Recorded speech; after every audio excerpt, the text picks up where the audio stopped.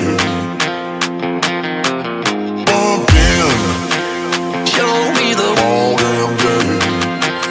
Playing all damn day.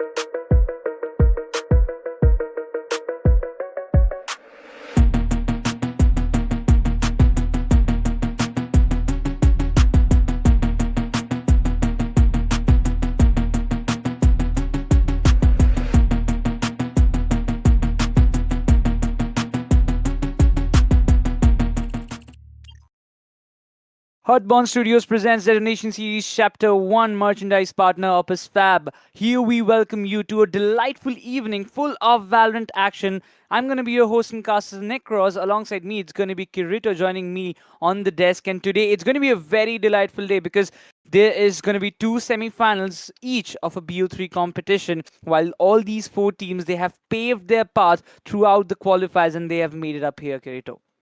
Yeah, it's gonna get exciting, and we're gonna get the match started very soon. And I've been looking forward to see these teams play for a while. I've been seeing the matches, I've been following the stats, and both these sides have built up quite a bit of a reputation, if I say so myself. Covenant Esports has been on a tear, and now being in the semifinals one gives them a chance to move forward even more and advance in this series. But again, their opponents, NAXR soon, have been in their own dimension and taking control of their opponents in every single match they face. Overall, this is shaping up to be quite an exciting BO3 in my opinion.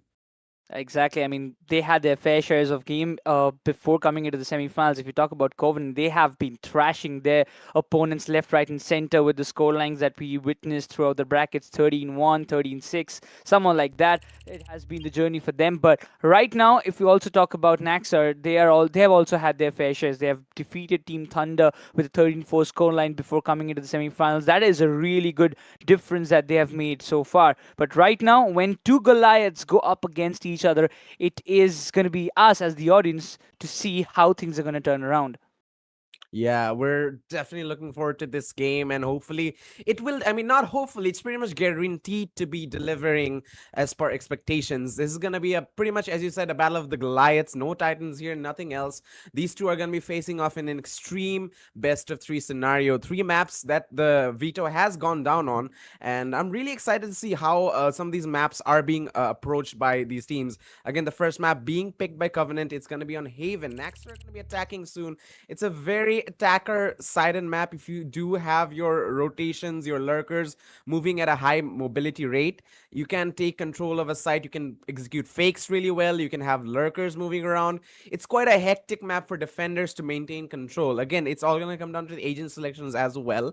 So that is something we have to consider. But again, after moving on from that, we're going to go into Lotus, and again, a very large map and a lot of room for both sides to cover both attack and defense. Naxer will be the ones to pick that, and I believe that knowing that they have their opponents going for that Haven pick as well, both sides going for these triple sided maps, they might have their agent selection. They might have the utility focused more on control, more on passive play, more on not really allowing their opponents to gain much ground early on.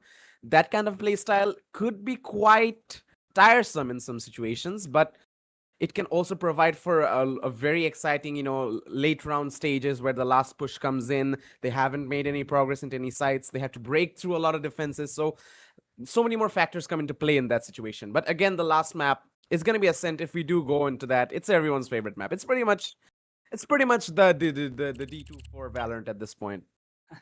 Exactly. Quickly jumping onto the rosters, we look onto the players. We have got ARJ, Babushka, Deadly, Shields, Sonic, and Zayden from the side of the Convent Esports.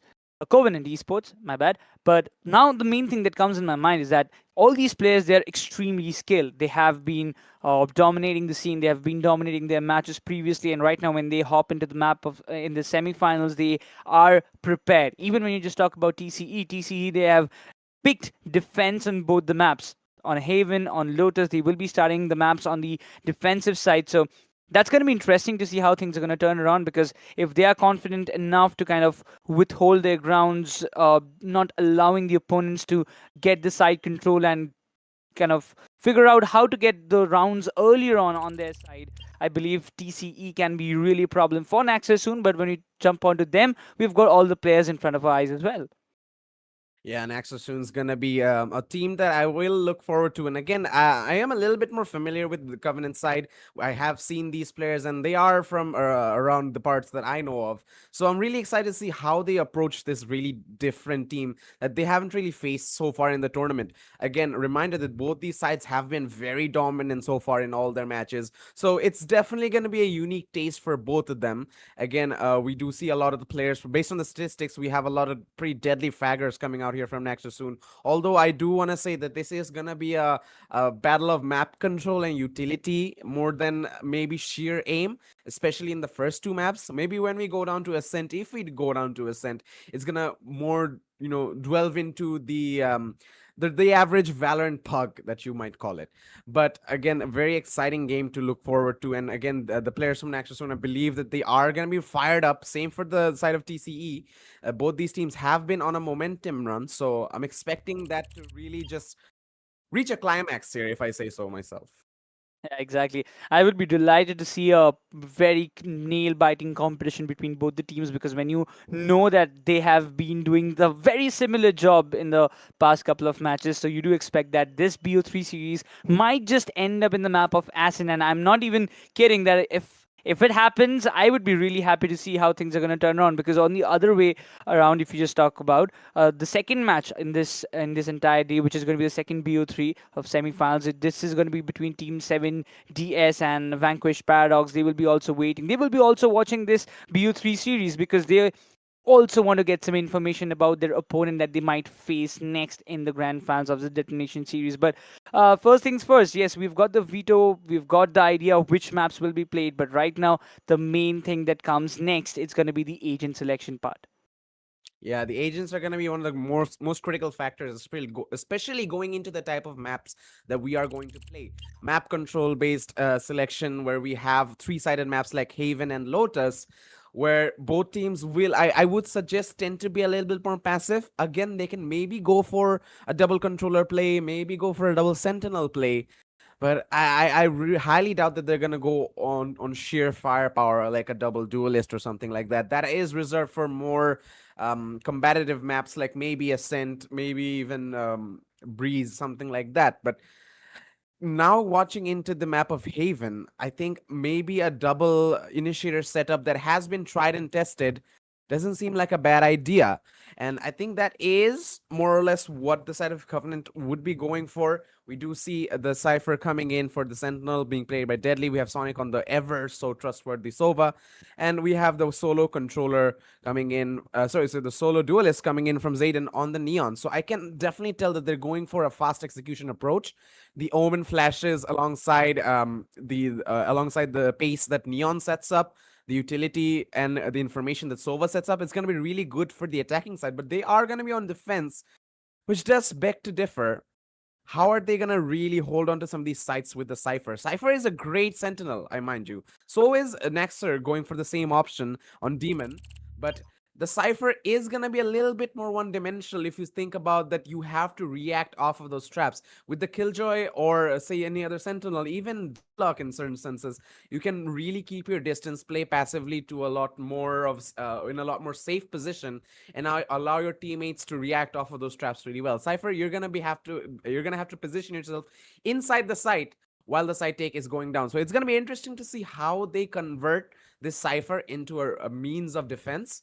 But I believe, considering the scorelines that we have seen in the past, the Covenant, they definitely have come up with some strategies on the defensive end and probably something to work on the attack as well. Same for NAXR, honestly. I'm really excited to see how these agents, I personally wouldn't expect going into a series like this, how they're really going to react off of that. Again, meanwhile, we are going to see the Jet coming in, a Breach and Sova as well, double initiator combo from NAXR, which definitely is going to set the tone that they are going to go for really fast executes. It's going to be interesting to see how things are going to be. The first pistol is just about to begin. The first match of this semi-finals starts right now in the map of Haven. Babushka is already a bit aggressive. It was long, the shots makes the connection. Zayden, he wanted to go for a fast execution and instantly shuts down the Sova. Good first kill. It's going to give the advantage to Covenant 4v5 early on. But again, reaction from NAXR is going to be going towards mid, maybe focusing towards B or Garage. But Zayden, he's still active in from the B side. The Dead Dash comes in right in front. The Viper Wall from Babushka is going to deny that access. Maybe that's going to funnel them towards the side of Garage, and I think they're reading this really well. Shields, he's going to have to react well. Zayden as well from window. Knows they're inside Garage. He's going to have to be sharp. But low HP doesn't allow him to get that kill. Demon with the instant trade. It's going to be a 4v4 as they walk in towards the C site. Oh, that's quick. Oh, they don't expect this. Oh, all coming from the CD side. But eventually, the Clove is trying to make some differences, but the Cypher is still standing tall, but not for too much time. It's going to be Jet pulling the strings away, but it all comes down to this one Sova. But the defensive side, they just get taken down one after another. NAXR comes up with a beautiful execution, completely capitalizing on the loopholes that Covenant gave them. Yeah, despite a good start from the Covenant, good aggression early on, and really patience, really patient hold towards the side of C. Again, it's going to be the lack of Cypher utility that can be so easily countered sometimes, especially with the Sova and a Breach. It's not much of a threat if you think about it with this agent composition. And the positioning to move towards window instead of funneling out into C. That came in clutch for them, giving them the pistol, having that early eco advantage. But Babushka, though, Wow. openers all the way from sewers, gets the headshot onto the breach. It's gonna be again the second time side of Covenant get that first kill. But Babushka, he wants more. They've established control outside A main, pushing back these very strong weapons from the side of NAXR, and then a follow-up from Sonic onto Demon. They're gonna fall back. NAXR, they're just holding outside A. Final boss will get another kill onto Babushka. Finally getting one for his team. 4 versus 3 situation, but now they don't know what to react. They're trying to push towards A after losing a couple of players. But it's still a 3v4. If they play their numbers, maybe Covenant can pull an upset. But again, there's a lack of utility coming in. NAXR, they're going to try for the execution. Information is there. Neon trying to deny that entry as much as he can. Smoke to provide coverage. Sova Dart comes in and they spot him. Shots are going to connect. They know they're executing towards the side. Shields gets one more, but it's Warm Milk. He knows there's a player inside. He's trying to read where he could be. Trying to bait him out with the bomb plan. But nothing given yet. Covenant playing patiently, and this is going to be smart from Warm Milk. He's going to be moving towards the side of B. Again, no need from Covenant to really rush him. But time's of the essence. 10 seconds. He's going to have to stick the plan. Just too close. He's just too close, but yes, the spike will be planted. A good brain game, but right now, both the players, they're coming from the long. Warm Milk, the connections have been really precise in this entire round. Switches, upgrades to a better weapon, but oh, Shields is just too good in terms of reading, and now the redemption arc probably starts here. Covenant, they equalize the numbers. Quite an upset. I think that Clove Smoke could have been a little better. It was a little bit up front, giving so much room for both these players to walk up closer towards A main. And again, without that information, Wormel can't really react. You can't really blame him for picking up that gun, making noise, giving away his position, because he had no idea they were there. The smoke was a little bit too close to him. But it's a one-on-one. It's a BO3 way too early to come to conclusions anyways. But again, quite an upset from Covenant. This win on the eco is going to mean the world to them as they pick up some heavy weaponry. Now they're going to be ready to react. And again, Wow. Zayden making that sniper count. 2 bullets, 2 kills. Can he get another one? No, he's going to be cancelled out. But Shields is going to be there to back him up. Deadly maybe reacting a little bit too uncautiously, but it doesn't matter. That's how the buy round pretty much sums up for the side of Valorant. When you have the weapons advantage, you really don't give a damn. You're just W keying your way into middle and getting every kill. But yeah, that's pretty much what was supposed to happen, Necros, because they had the weapons advantage. Now with a 2-1 scoreline, this entire game could be flipped on the upside. It seems like Zayden has got a bit of a taste of that sniper, so he says, okay, I'm gonna bring in that big boy. He's got the AWP in his hand, waiting for the right moment to strike in, but everybody's outside garage, playing through the mid. A quick execution is what they desire, but they have to be really patient in terms of doing anything. Once you commit a mistake, there is no coming back. Deadly. Just trying to explore outside garage, and again, so much ground being taken over. Dream One's gonna get a follow-up kill, but Sonic with the trade. Babushka follows it up, but Dream One keeps things in his team's favor. 3v3. flank coming in from Neon. Deadly gets a follow-up, but I don't think they're expecting this Neon on the flank. But he has an operator, which makes it a little bit difficult for him to get a kill, but he does regardless. And it's all onto the Jet. Dream One spotted over the Super Drone. They're all running him down. The Neon ultimate pulled out. It's a little finicky, but Sonic covering him up. Zayden going for the ult play to get that last kill. I would say it's unnecessary, but I'm not the one in the server though. I'm just out here talking. So who am I to say anything? Covenant just knows what they're doing right now.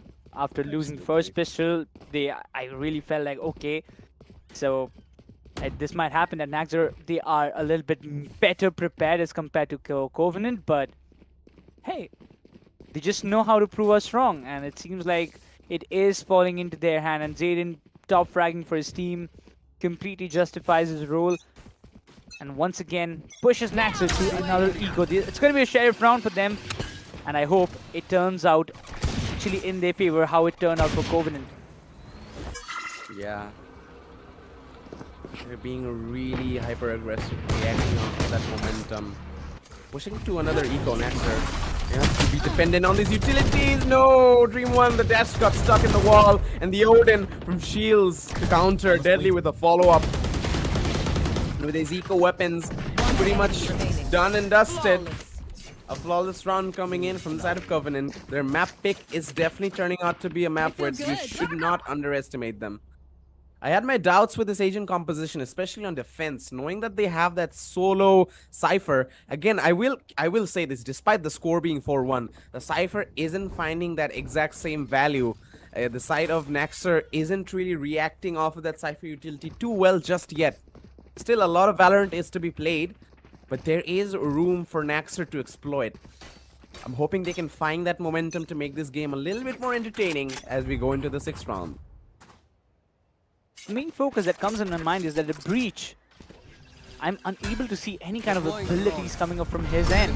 That's going to be a little disappointing for them. It's going to play like that, but finally, there are some rooms. Jet opens up, finds one, but instantly a follow coming up from the side of Babushka, finds him down.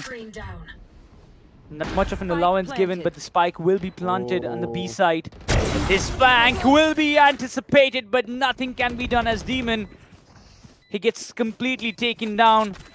While Covenant, they are going for a complete retake policy, but they have to check the corners. They have to be really, really prepared. But right as of now, final boss draws the final line in this round itself. It seems like Covenant, they won't just walk away like this because NAXR, they're in the mood of a comeback.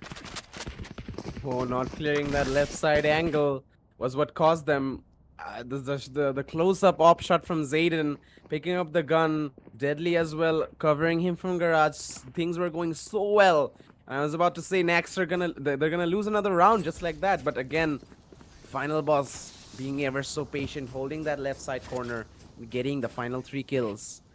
It's gonna mean the world to them because they finally get some money to work with. They're gonna have some money in the bank, and that's gonna allow them to go for some of these buys to keep this momentum push going in their favor. But looks like they're gonna go towards a C-long push. So overdrone available, utilities are gonna be used up for this entry. Cypher trips are not gonna be that effective as the Jet just dashes above it. Reach stuns don't really connect well, but NAXR, they're in the side, and no point of resistance from the side of Covenant. A spam kill, I believe, onto Deadly, making this a 4v5. As we into the post plant, Zayden not ready for that push from Garage. The Lurk coming in to be quite effective. Babushka shifts his attention towards Garage, but the rest of his teammates are falling like flies. He gets one, but from behind comes Dream One. And that's going to be a 4-3 scoreline as we get another round in favor of NAXR. Again, as you said, Necros, the comeback, it's definitely viable now. More money for NAXR and even less for the side of Covenant. Oh, they have to be prepared this time. But once again, it's going to be a buy round for Covenant. They were lacking a little bit of economy in the previous couple of rounds. I mean, they were a little bit hurt after losing a couple of rounds. But this time, it's going to be heavy investment. If this round doesn't fall in their hands, they have to go for an eco in the next one. 4-3. Covenant, they still have the lead, but not sure for how long. Because again, it's coming down to a quick mid-execution. Shields is ready, but this time he has his allies. Sova is there.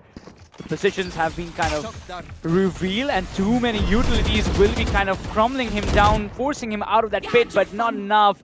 Though the ult was activated, final boss, he will still be looking forward to finding some of the kills before going down, but Babushka says no. B-side entry not going too well. They're gonna funnel towards Garage. This is something that has been a default for the side of NAXR, and I believe the side of Covenant should be reading this, as we're gonna see Shields in a lot of pressure. Falls the player in long, but Babushka covering him from Garage. He's gonna be taken down though. Shields falls at the hands of the Breach, but they're gonna fall back. They're again going for this window push, but again the read is there from Sonic. You think he spotted Demon 1 as well? Right here. Now he definitely does, as he realizes he's going towards B, and Zayden's there to cover him up.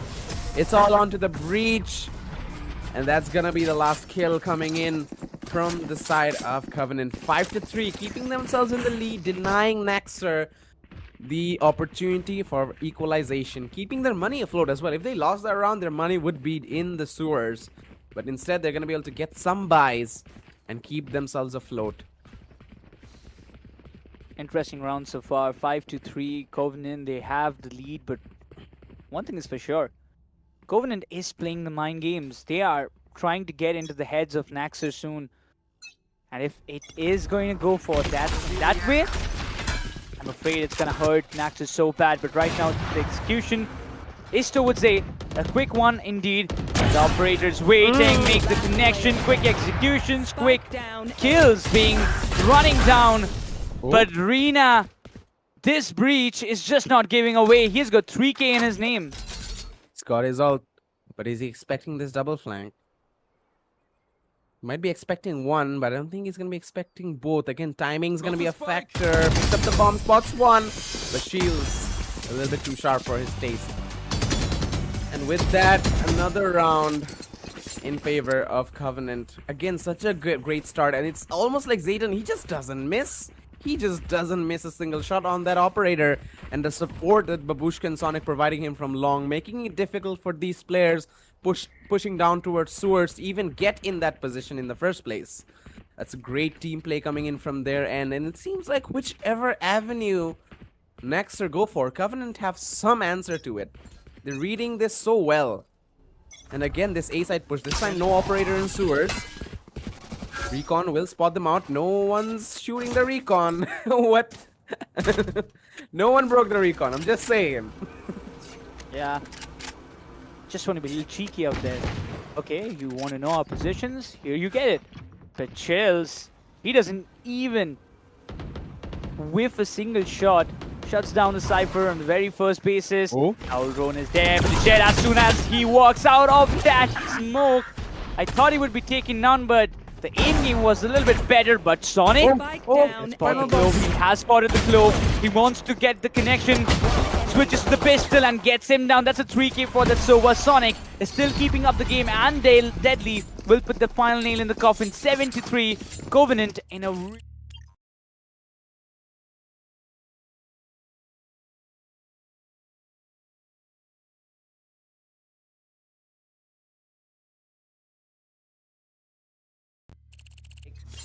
But also denies the Clove backup inside the A site. Meanwhile, his teammates going for a quick retake, identifying there's only one player in sight, and getting those kills so quickly. And it's just the aim game, again, being such a big factor for Covenant. It's not like that the agent ability and, you know, the agent composition's counting. It counts, but it's just they're not reacting that well to it. Again, Demon 1, not Demon 1, Dream 1 and Demon. Apologies. I mean, they make up for it. They're two of the same coin. Babushka gets one, but that's the only kill for his team. They're both gonna get these kills, and that's gonna give NAXR some room to breathe. 7-5 is on the cards for them, but I don't think Covenant's gonna be too deterred after that round, if I'm being honest. One thing I figured out is that if you kind of get the first pick, you are in the driver's seat, most importantly in that particular round.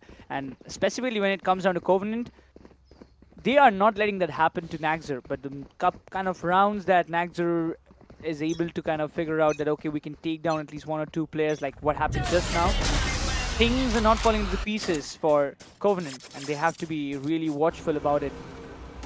ulted the A side completely, but it's going to be a quick mid execution. Zayden, one of the key players, just fall down on an early note. The ultimate coming up inside of Sonic is going to hurt so bad, but instantly the follow-up came through. Shields though. They're not expecting him. Demon does get a follow-up, and it's gonna be a 2v3 situation. Counter Sova ult is available. And that could be the difference maker if the Sova can get to safety. No, he's gonna be taken down. And a fallout from Babushka. He's just so sharp. Double kill. It's gonna be all in the hands of the Cypher Demon. It's gonna be the Demon here as he gets dinked, but Babushka swings wide and gets the kill. Triple for him. Shield's not even needed there. He's like, bro, you got this all on your own. 8-4, a beautiful half coming up from the side of Covenant. Yes, they are in a lead of 4 rounds, but right now the sides will be swapped. That means Covenant will be coming on the attacker side. So, it was their map, but they decided, okay, they have started this map on the defender's side, and right now coming onto the attacking prospect. Again, things can go in a vice versa manner. I mean, NAXR, they were on the attacking side. Covenant, they were fair. They had fair chances to defend their sides, and they did it brilliantly. But right now, if NAXR does the very same, Covenant, they better be prepared with their attacking strategies. Yeah, I'm really interested to see if the Cypher play from NAXR is going to be any different with the Breach and Sova combination as well. That's a lot of information and a lot of utilities that allow your team to react well, but it's going to be a quick execution towards Garage. Zayden is getting the first kill onto Final Boss and a follow-up onto Dream 1. And just like that, C-side's open. It's free real estate. They're going to be getting the bomb down very soon as Shields. He's going to get the spike down. Again, they have Garage control as well. This lurk down mid could be effective, but there's a counter flank coming. Flank the flanker, as they say. Oh, they just miss each other, but Deadly and Zidans are gonna get all the kills. It doesn't even matter. Demon 1. Here. I think he spotted out the flank, but they don't know where he is. So if he tries to sneak his way through, never mind. There's a camera. It's like whatever door opens up, they just shut it in their face. Demon is all alone to try to knife him. He's gonna get 2, but Shield says, nah, just get it over with. Just get it over with. Covenant, they're definitely feeling the momentum. Knives out of the pockets. And that's a sign that they are in control of this game. Yeah, they are. They are in the driver's seat, and once again, 9-4, that's a huge difference that Covenant has created already. Now they have the bonus round. Getting the Bulldogs, 1 Vandal, got a shotgun. Sonic stays, okay, I'm just gonna continue with the Coast. But when it comes down to the side of NAXR, this is a really important round, but it's not gonna be that easy for them to even defend it. At least they do have the Cypher. Oh my! The shorty works out. Warmill gets a trade. Reaction is a bit slow from the end of Covenant. They don't have the same pace as the Neon. So the reaction's gonna be a little bit slower. And now the cavalry's here. 3 versus 4 situation. Oh, he dodges that. No, he doesn't dodge that. He actually gets taken down by Babushka's poison grenade. And Warm Milk, he's forced to fall back. Take a back seat. As the rest of the defenders, they have to give off the site. Bomb plant going down, Shields. Smoke to take control. And with that, bomb is gonna be planted. I don't know how NAXR can get back in this. Seems like double digits is anything but confirmed for the side of Covenant. Taking the time, waiting for the right moment to strike in. Dream 1, he just knows that, okay, got some couple of minutes, couple of seconds out there. Gotta act quick, you gotta act quick. Right now on the front end, it's gonna be Sonic trying to welcome, but Dream 1 is just too quick. The Sonic is there, the stuns are on the way, but once again the timer is ticking and there is no way that somehow the other way NAXR can walk this round through, because this is going to be the double-digit game for Covenant as they move up to 10-4. You know what they say about shorties? It's like a melody in my head. Okay, you didn't get the reference. Never mind. I take it back. No, there's no melody. But yeah, the shorties, came out a little bit effective for NAXR, but the overall sheer difference in the weapons arsenal was just undeniable. 10-4 was on the cards, and based on the economy, it might go in favor of NAXR, especially considering that they have some more weapons, more rifles in their armory at this point. But I think Covenant are definitely going to give them a run for their money. Again, quick reaction towards B main. The Neon's going to be pushing up real close. 3 stuns are ready. He's going to have to help his teammates out inside. The stuns are going to connect. And they react into the site. Warmill's going to get the first one. Entry is not going as smooth as they hoped for, as Zayden falls again. 3 versus 5. And they're pushed back. They're trying to go towards A, where we see the Viper. He's actually taking control of the site. Right now, I believe NAXR, they're realizing that, oh, wait a second. We gave away the site. Spike plan should go down. And Babushka, he's in a bit of an off angle. Spike planted. We have to get his smokes quick. Yeah. Weapons difference is going to be a factor, though. Oh, nobody's aware of Viper's position, it seems. Oh, he can play this big. Oh, no. He reacts and he gets 3! Shields with a couple with the Deagle as well. And that's going to be a cleanup from the side of Covenant. They did not clear that angle. And that's going to be a mistake that they're going to pay for with the lives. 11-4. Massive play from Babushka. It's gonna hurt so bad to NAXR. Absolutely. They would be just wishing that... I wish I just checked that corner. I just wish. But hey, Babushka says hello. That's a way of getting around in their bag. Just one more round away to go to the map point. And 11-4, it seems like, again, NAXR, the hopes are dying really quickly. But this time again, a quick execution trying to go on the C side, while Dream 1 is on the front and a little bit too aggressive. But you take the risk to go up front, but the ult being used. Omen tries to get some information on the A side, but he stays there. Might just give a surprise to Sova. He's gonna be pushing in the shotgun though. Judge still wins it out. And that's gonna be an open A site for them. Cypher will be available, but final boss, that's gonna be a big kill. He gets a gun and he gets the bomb. And now they can hold this perimeter. Spots out Babushka, who's not in the best of position. Dream 1 trying to get a kill, but Babushka and Deadly react quite well. Final boss, he's still alive. He's got Phantom. Player standing. To try and be a little sharp on this. Zayden gets one more. It's all on to the final boss, but he will get it as well. To the 4, despite being given the gift, the bomb on the ground, guns in hands. They can't make it count. It's going to be close from the first map. Map pick for Covenant, working out in their favor. This is a nice spot. Beautiful execution.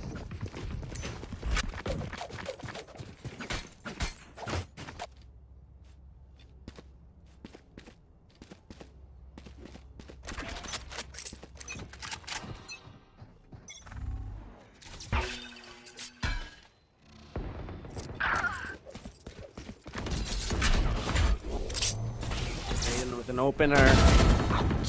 Final boss stood no chance. Demon though gets a quick trade. They're trying to push in towards his B side, but again it's being held so effectively by the players of NAXR.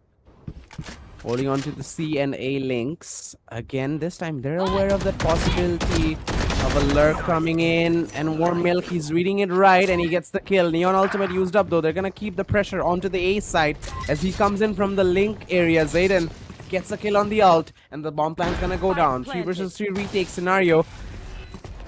And the player positioned in sewer might buy them some time. NAXR, this will be a tough one to go for.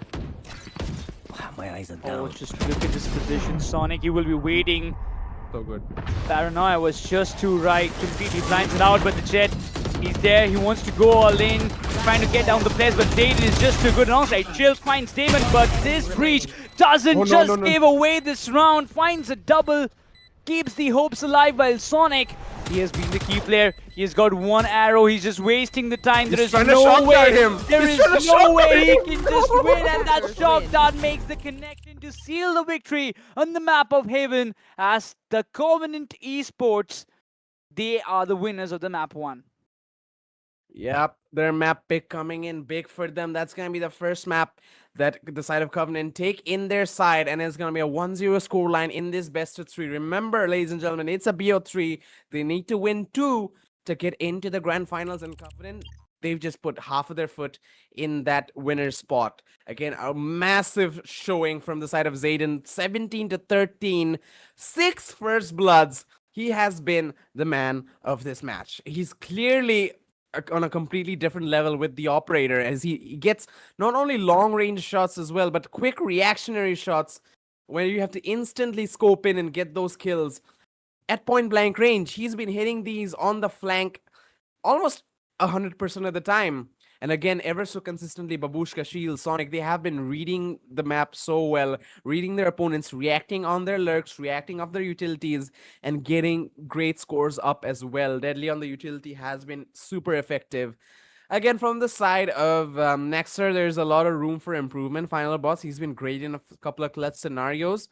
Dream One and Reynald, they have been good on the entry, but it's just that they haven't been able to get these kills as efficiently and effectively as a side of Covenant have been. So a lot of room for improvement, but again, that was just the first map. We still have a second one to go for, and I believe that it was to go for a short break when the match is still starting. Despite that being a very one-sided affair, we still have a lot more to go for, and the map of Lotus, I believe, will be as exciting as we hope for. So with that, we're going to be taking a short break. Stay tuned with us, and we'll be back with the stream very soon.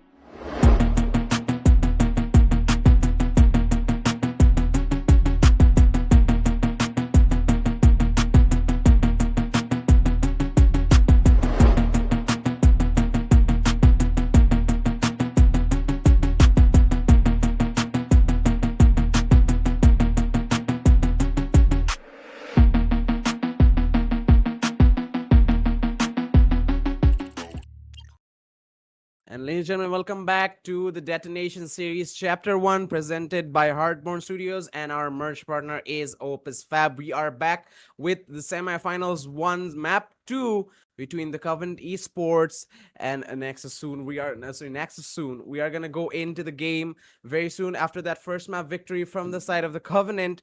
We're looking forward to a possible comeback from their opponents.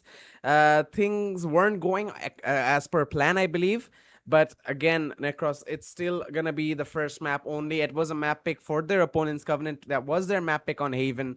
So the 7xer, they are gonna have to really build up the momentum as we go into Lotus. Again, having that first map coverage does mean a lot to them, but it's still a chance for NAXR to bring it back in their favor and hopefully take it to the third map.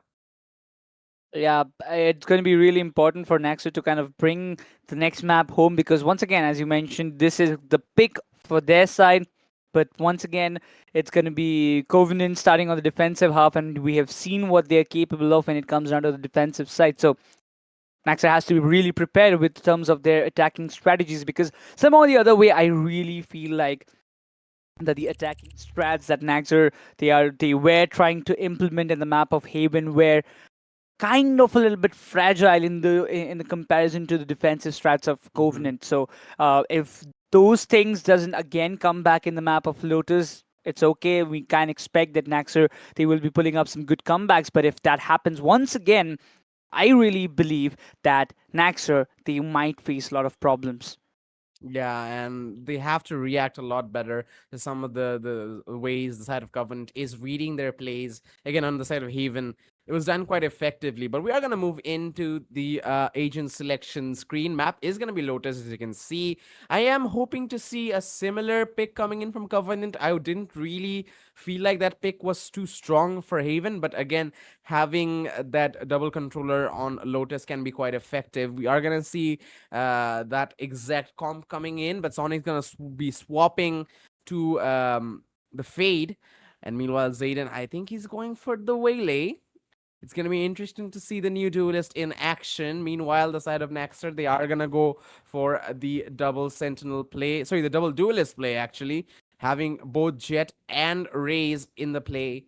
Meanwhile, a Vice coming in from Demon and a Omen by Warm Milk. It's going to be tough to see that solo Omen really take control, be it on the attacking end or the defensive end. Having that solo controller on a large map like the three-sided maps like Haven, like Lotus, it's going to be hard for that solo smoke player to really control all of that map. And again, if he doesn't play around these specific sites in the middle, like say B, he can't really even access the points at A main or even C main at all. So he's going to have to play his positionings really smartly and rotate smartly as well. Because again, you never know when the rotations from the attackers are going to come in. So you're going to have to be ready with your smokes. And it doesn't even matter if you can't even reach the spot you want to set the smokes in. So those are things that the players on the Omens, Shields, and the side of NAXR, they're gonna have to keep in mind as they go into the next map. But again, Covenant do have that safety of the Viper as well, allows them to play a little bit more comfortably on the defensive end. Two smokers for the side of Covenant. That's really interesting to see how things are going to turn around. But as we quick start the second match of this BO3 series, where Covenant they are in a lead for a 1-0 scoreline. But how long will they be able to maintain it? That's a big question. While we look forward, NAXR, they are towards the side of C and they are looking for a quick execution. Russians coming in. We are going to see the Jet Dash coming in as well. Breach utility. Slow down these players. Babushka struggling with the first shot, but he gets it in the end and sees the rest of the players walking in. He's going to be under a lot of pressure. The rotation's coming. He's going to get a second one. Can he get a third? He won't. But trades do come in though. Zayden, he's going to get one more. As Shields, he's wrapping around. They don't expect One this. enemy Utility remaining. to hold them back, and he's going to get the first kill onto Warm Milk and the follow-up. Taking down the final player, and that's gonna be a really good pistol round from the end of the side of Covenant. Good hold coming in from Babushka, and reactionary rotations win them the round. 1-0, giving them the economy to go for the buys, and NAXR, they're gonna have to take a back seat in this follow-up. They tried to go for a quick execution, anticipating that, okay, if we make it quick, then Covenant might just take a little bit more time to react, but that's not the case. Covenant, they are really quick when it comes down to reacting in these kind of situations. Although the information is still not relied, but once again, it's an attack towards C. The execution could have been better, and they know it. But this bonus round towards the side of Covenant once again will cause a tad bit of problems, while the sound has been heard by Babushka. A lot of sounds outside C. The call has been given away, and you can see a quick rotation coming in, but the breach is just there to cover the backstab, but he gets completely eradicated out of that position. Good reaction. They're gonna fall off of C as well. Maybe try and go towards side of B. They could have taken the door. They don't want to give away too much noise. So they still have 50 seconds left on the clock. Shields is going to be pushing out forward. The problem here is that there's really no one inside B.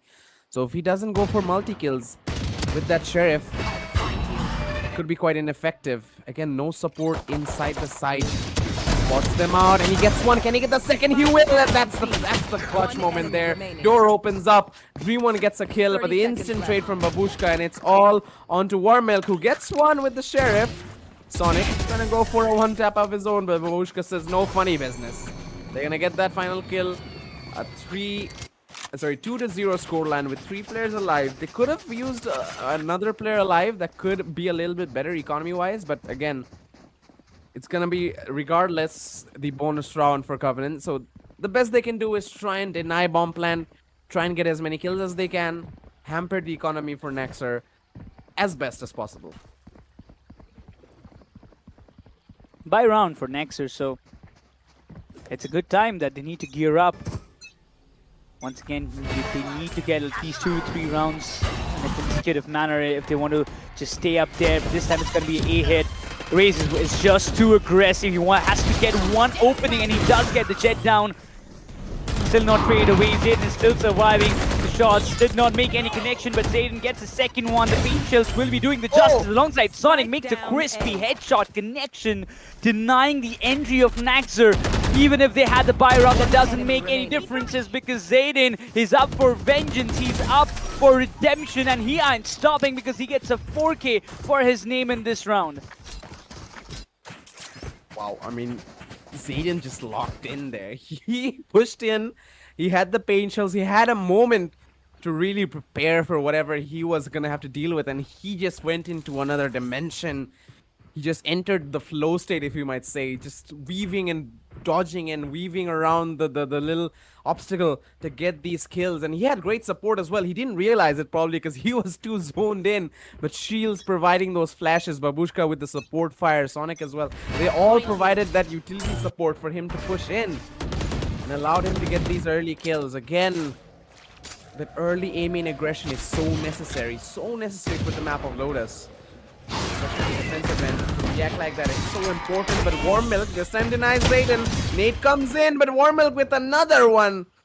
Sonic taken down as well, and that's gonna be a 3 versus 5. It seems like all that momentum went down the drain. A-side completely open. Shields, he's in a vulnerable spot trying to defend this side all on his own. I don't think he can do much from that position. It'd be better to fall back and wait for the rotations, which are already here. Flashes coming in. You know exactly where he is. Shields, he's being forced back. We're going into the side of B. Can he get one? No. A follow-up from Final Boss onto Deadly, and now it's all onto Babushka. He's been an ever-consistent player, but I think it's a 3-1 scoreline that even he cannot deny. Should get the first, though. Does so. It doesn't really have much utility, but they all know where he is. He's trying to go for it. Gets a second. Can he get a third? Close up. He gets a third, but doesn't matter. Breach from the other end of the map. Gets the headshot. And with that, 3-1. Economy will be thriving for the side of NAXR as they win that eco. A good one. A good execution. But I would say this is a round just given away by Covenant. I mean, somehow the other way you think, and the other prospect that 2 of the players just walked in to the pit where somehow the other way and NAXR were waiting. Warmilk just got 2 beautiful frags just by waiting patiently in the mains, but it's done, it's done. the buy round is still there for Covenant, and once again, this time I don't think they are looking for any kind of overcommitment while Sonic goes that bit too aggressive. But this is again going to be a hit, and this time the up shots completely whiffed by Zayden. Yeah, he doesn't connect the shots this time, but still, the presence of the operator should be a thorn in their sides. Again, Demon reacts well to that utility, forcing Sonic back inside the site. Allows him to rotate. Again, Zayden not connecting these shots. He knows where a player is up close. Nate should do some damage, and he gets the kill actually. But he himself is going to be low on 11 HP. Rotation has already occurred towards the side of C. And now as Covenant realizes that there's no one there in the site, they acknowledge the possibility of this rotation. Spike plant is going to go down, and now they're going to have to play for the retake. Again, not much utility available for them on NAXR's end. Couple of really strong ultimates that can be used by the Covenant. Shields opening things up with the flash. Paranoia could be really effective. Ray's ulti comes in. He's gonna try and shoot one in. Doesn't get a kill. Instead gets a trade for his team. Follow up to connect. Zayden with the op. Finally makes something happen. And Sonic, Babushka chime in as well. Leaving this in a 1v3. Babushka just trying to stick it as Sonic gets the kill with a 4-1 scoreline. Covenant extend their lead even more. Clean retake, absolutely. I really wish the stun could have been a little bit more precise, but it just did not go in the right way. But yeah, that's a very clean round from the side of Covenant. The shots at the first were whiffed. Yeah, that was something that gonna hurt Zayden at the very first moment. But then the comeback came in. The shots made the precise connections, and that's a round backed up by Covenant. But once again, another round, another story, and this time the buy seems a little dicey for the likes of NAXR. Soon a much invested round, less buy, but if this goes down, they are pushed over the Nico round. And it seems like Zayden, he doesn't even want to flinch in a single moment. 2 shots, 2 down. He is so back. After a couple of whiffed shots in the previous round, the man has returned. 2 quick op kills to make this a 5 versus 3. And NAXR, they stay in the same main. And again, Zayden's got eyes on his position. He knows that there's no one rotating. He's gonna get a third. Shields with a 4th follow-up. And the second one to get that last round. 5-1. And again, there was not much chance for the side of NAXR to really push in against all that firepower. The point is that, again, despite those early kills, Zayden, the key component here is that he had his eye towards that little, gap towards A main and behind that cover. So he knew exactly where these players were. He knew that they had not rotated. So he did not call off his teammates to go for the side of B or side of C. He stayed there and asked his teammates to support him as he got those kills. 5-1. Babushka, oh, the aggression. It's like Zayden, he just knows. He just knows they're gonna come see this time. And he's... I'm not gonna say anything. I'm not gonna say anything. Give me a break. He's reading NAXR like an open book, and Zayden, it seems like he's the ghost in the entire map of Lotus, floating left, right, and center, potting down the players, hunting them down, and taking them down one after another. His position is kind of compromised. His position is revealed, but Deadly is just too precise to get that breach down, eventually leaving the one Omen all out in the open. As Wormwell, he will be taking down, and Zayden is the one to put that final nail in the coffin with a 4K in this round as well. This man is up to something big.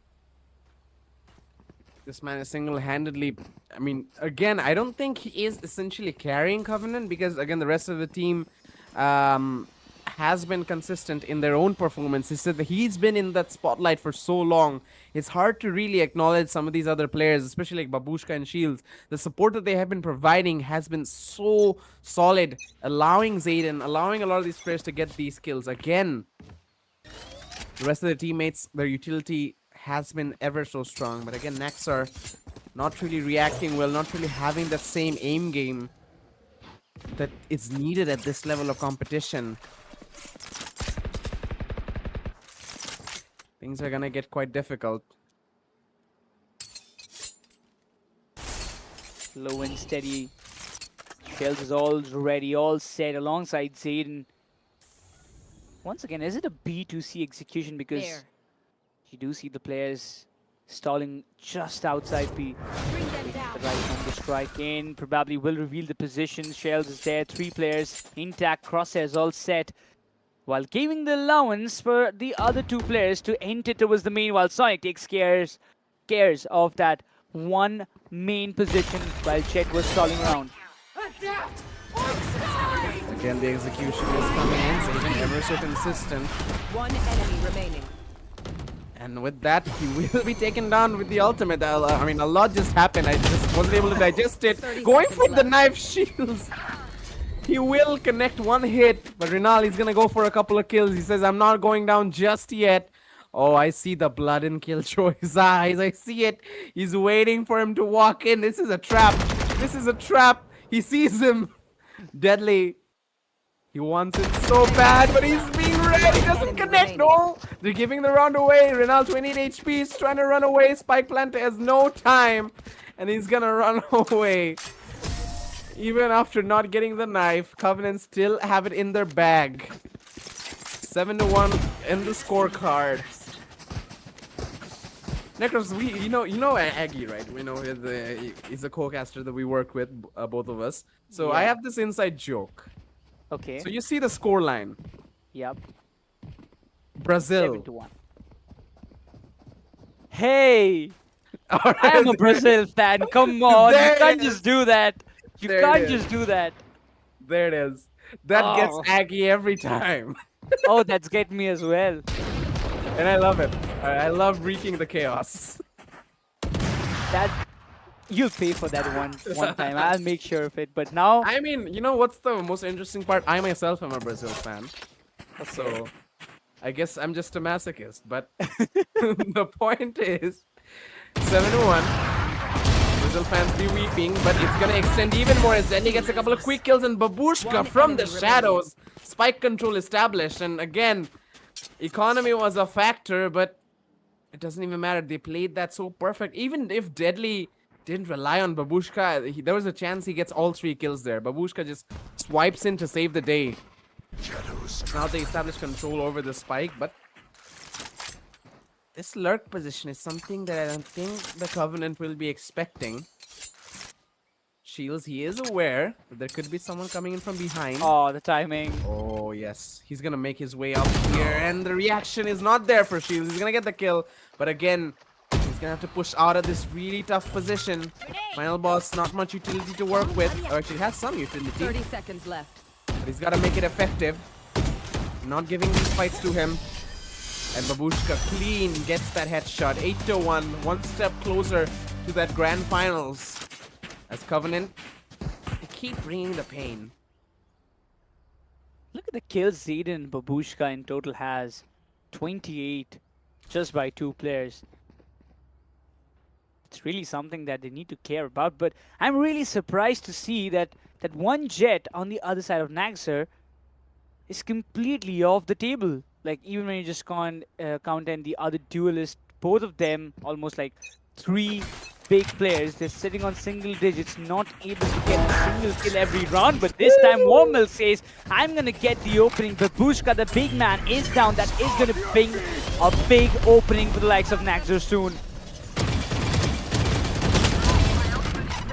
The execution goes down, but again, Deadly with the trade instantly.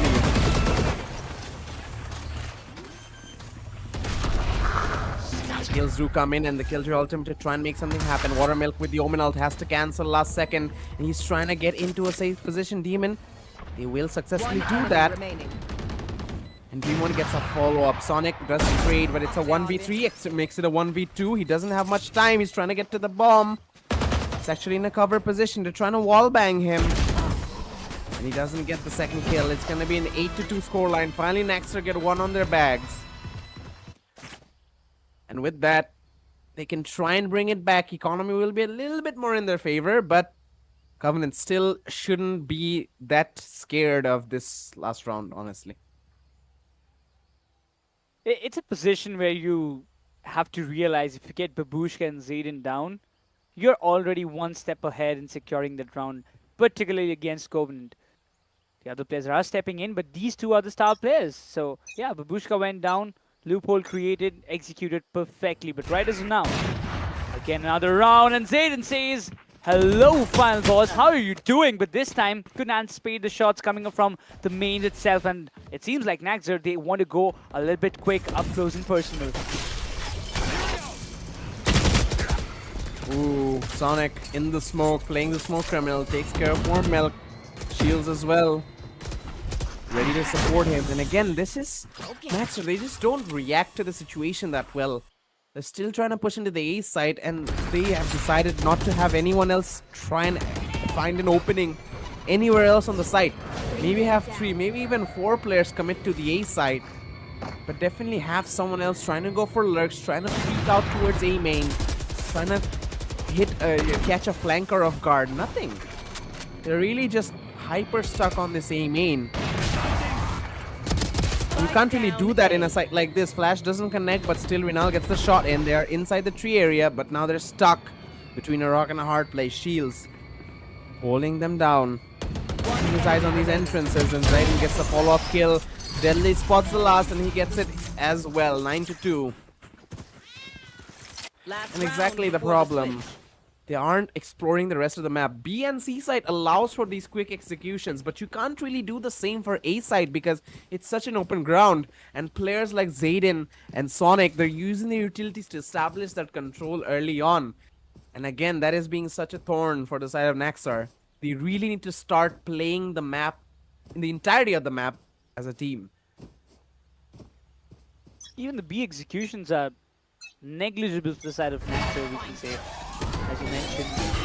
But right now, it seems like, again, a quick execution towards A. They have nothing to lose at this moment. They have to go all in. 9-2 already, the scoreline is, while Covenant, they are on the leading charts. The entire team of NAXR, they are stacked outside the A in the main area, but now one needs an opening. This time Zayden couldn't find one. The Dream One make sure that Zayden will be the first one to go down, and this is a big opening for NAXR. Once again a loophole to execute, while Deadly says not yet, not just now, but Dream One makes sure that he wants to make the big play right here in this round itself. Late Storm, as he tries to slow down and compress on this area, he does get the third kill, but Sonic with a trade up. Babushka is now going to be in a lot of trouble as he is isolated. He doesn't know where the last player is. Final boss with the operator. Sees the player but misses the shot. Now they know exactly where he is in a 1v2 situation. Fade ultimate used up to try and guarantee this 10-2. A follow-up Viper Spit as well. They want this round bad. And the cover coming in as well. Nothing Final Boss can do. He's still trying to go for the knife. I don't like this. I don't like this. And he connects.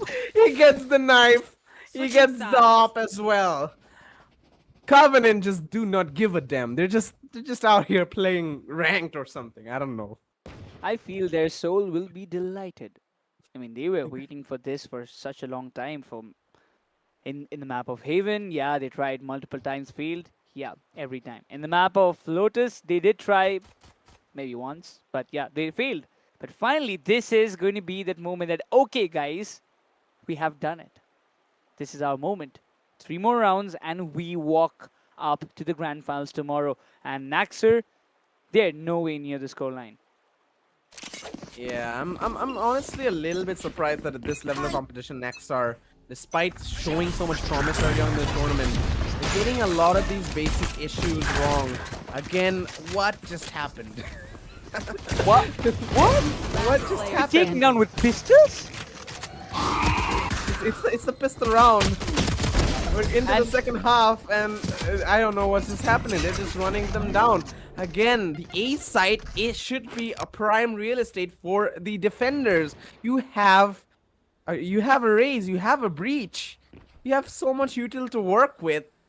Yet, NAXR are unable to take control of those positions, and Covenant, they were just shooting through the Viper wall, and they get 2 kills. I don't know what to say. It's just like they are acting like Doctor Strange, knowing what is going to happen next. So I can act upon it maybe in that way. But okay, right now, 6 billion possible outcomes. You win in none. Oh my god. You do not win. Oh, that's a bold one. But oh, Demon, he finds Shells. That's a good opening, if you ask me. But oh, Final Boss even opens up, finds down Zayden, and this is gonna be a little hectic job. But Sonic tries to get something out of that position, brings it down to a 2v3 situation. But Deadly is just too deadly for the likes of NAXR soon. Brings it down to a 2v2 situation. One enemy remaining. This is pure and utter chaos. 1v1 is danger. Babushka with the Guardian, but doesn't matter. The Stinger headshot is good for Dream 1. And there's that one outcome you needed to get this map back in the cards. Again, 11-3. Still 8 rounds to recover. But it's better than nothing. They have a platform. They have a foothold to try and push themselves ahead. Propel themselves into ascent on the attack as well. Oh. They're gonna go for a timeout. I believe it's gonna be Covenant's timeout. It could be technical or it's actually tactical. There it is. Thanks for answering my question. But NAXR, they have that platform now to really propel themselves ahead. They know that they can really thrive in the chaos because we saw that chaotic position outside of stairs. We saw how messy it got for both avenues. But they are able to thrive in that chaos. They're able to land their shots there, and they're able to deny entry into the sites. So that is going to be critical for them in this scenario. In this 11-3 scoreline, they're trying to bring it back. And even though it seems so unlikely, if they can maintain this consistency, this chaotic consistency, I should say, maybe, just maybe, we might be going to the third one. That's going to be a hell of a job if they want to accomplish it. Once again, timeouts being taken. You get a little bit of breather for yourself. Figure out, okay, guys, we did something wrong, and let's just not do it once again. Got the buys. Let's focus on it. While NAXR, even they've got a breather for themselves. But it seems like Covenant, they are really impressive. Firstly, quick execution, and they are all flooding in like a waterfall. They are gonna try and rush in towards this side, and Zayden just denied up in his face. But Dream 1 has been so good in these close quarter situations. Renal's gonna get a couple in his favor as well. Dream 1 chimes in, shields with the Deagle, with the Sheriff, good for one, but he's being swarmed from all avenues. And Final Boss, the one to take him down. 11-4, only a couple of rounds away, Covenant, but looks like they're gonna be fumbling a few of these rounds. They have room forever. They have, you know, a lot of rounds in the back, so they're allowed to lose some. But again, you don't want to give a team like NAXR too much momentum, and before you know it, they could be hitting double digits as well. We've seen this before, and in bigger tournaments, comebacks like Fnatic, what they have pulled up previously, are possible. Everything is possible. But okay, so NAXR says, you took a timeout. It's time for us to take one as well. Because this time, Covenant most likely will have the buys for themselves, because previous round was a Sheriff round for them. They had the Sheriff, some of them had the guns, the hero guns for themselves, but couldn't work it out properly. 13-4 was the scoreline in the map of Haven, but Lotus can be a similar story, can be a different one. For now, it still seems like it's gonna go along the lines of the previous book from map 1, but you never know. NAXR, they could be. I mean, wait, did they just pause at the exact moment the round started? you see the fade with the utility in his hand, and it's like they're just about to pounce. That interesting time to take a timeout, but the round will begin as soon as the pause goes down. Inside of Covenant, they're ready to react off of this. Pushing towards the A side, already a flank coming in from the Rays. On the B side, they're trying to push in towards the B door area, focusing on that small entry point. Zayden gets the first kill, and now it's an open avenue. Demon, is he ready for that off angle being held by the Killjoy? Is it going to be a game of timing? The peek comes in, Deadly almost gets the kill, but Final Boss on the other side from B main. He's going to get a couple of his own. Sonic trying to help his teammate out. Almost takes on his own teammate. Flashes come in, and Demon, they pincer him. Demon coming in from the backside. He knows where the last player is. Deadly, he's surrounded, but he gets both kills and keeps it alive for his teammates. 12-4. one off of map point, series point for Covenant to go to the grand finals. Incredible play by Deadly. That once again, I really thought that this round is done for Covenant because the execution was pretty nice. Raze went a little bit too aggressive towards the B long, try to explore, maybe go in a flanking position, catch some of the players off guard, but that backfired him. B side was opened up, but then again, NAXR, they retaliated really nicely, giving some second thoughts to the supporters of Covenant that okay, things might just go the other way around. But Deadly, he was just standing tall, getting 3 frags, and his name was more than enough to secure this round. But again, it's going to be a series point. NAXR doesn't want to let it slip away like that because they do realize if they lose this map, there's no way that they can make it up to the grand finals. Even they might have a shot to kind of push it to an overtime because there are still like 8 more rounds what they have to win consecutively if they want to push it to an OT.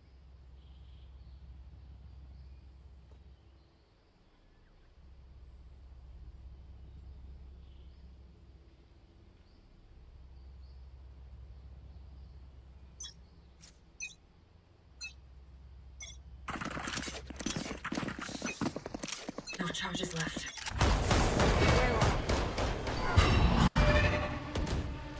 That's going to be the start. 12-4, all flooding in towards the A side. The shots being fired. Still, there's no force blood, but Zayden, and he goes down. Still, all being used by Veens. Face your He wants to get those early kills as quickly as possible, but the Raze is down. And Final Boss is just in the backyard, so they better be prepared for this one. But the Omen is completely taken down. Sonic finds an opening. Down to a 4v4 execution.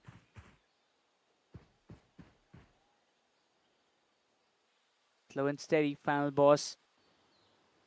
Wanted to go up close to the connector, trying to find out something out.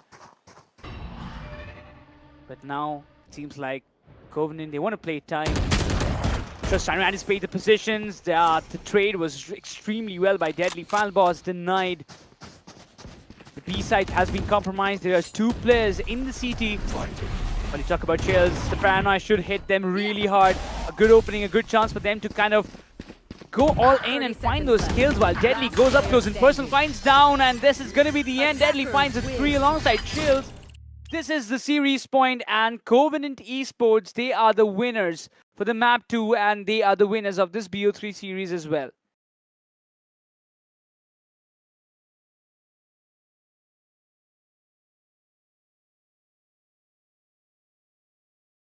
A beautiful game by Covenant Esports. The semi-finals won end up in a scoreline of 2-0, while we can just say that Covenant were just too good. One of the favorites as well in the entire tournament to reach the grand finals. You can see Zayden having 25 kills. On the defensive half, he had the majority of the ones, but when it came down to the final couple of rounds, Zayden couldn't just do what he was supposed to. Even Babushka failed drastically. But again, that's part and parcel of the game, so it happens. While Zayden, Sonic, Deadly, everybody did the exception job, even Shells on the right moment. Standing tall for his team, 13-4 is the scoreline. Covenant Esports, they have been phenomenal in the semifinals, as they will be the first team to reach the Hearthborn Studios presents Detonation Series Chapter 1 Grand Finals. The first Grand Finalist is going to be the Covenant Esports, while NAXR, they did try hard, but not enough to be in the top 2 teams, among the top 2 teams of this tournament, while we will be waiting for the second semifinals to commence in just few moments after Team 7DS versus Vanquished Paradox is just right up next. But before that, we're going to go for a short break. See you on the other side.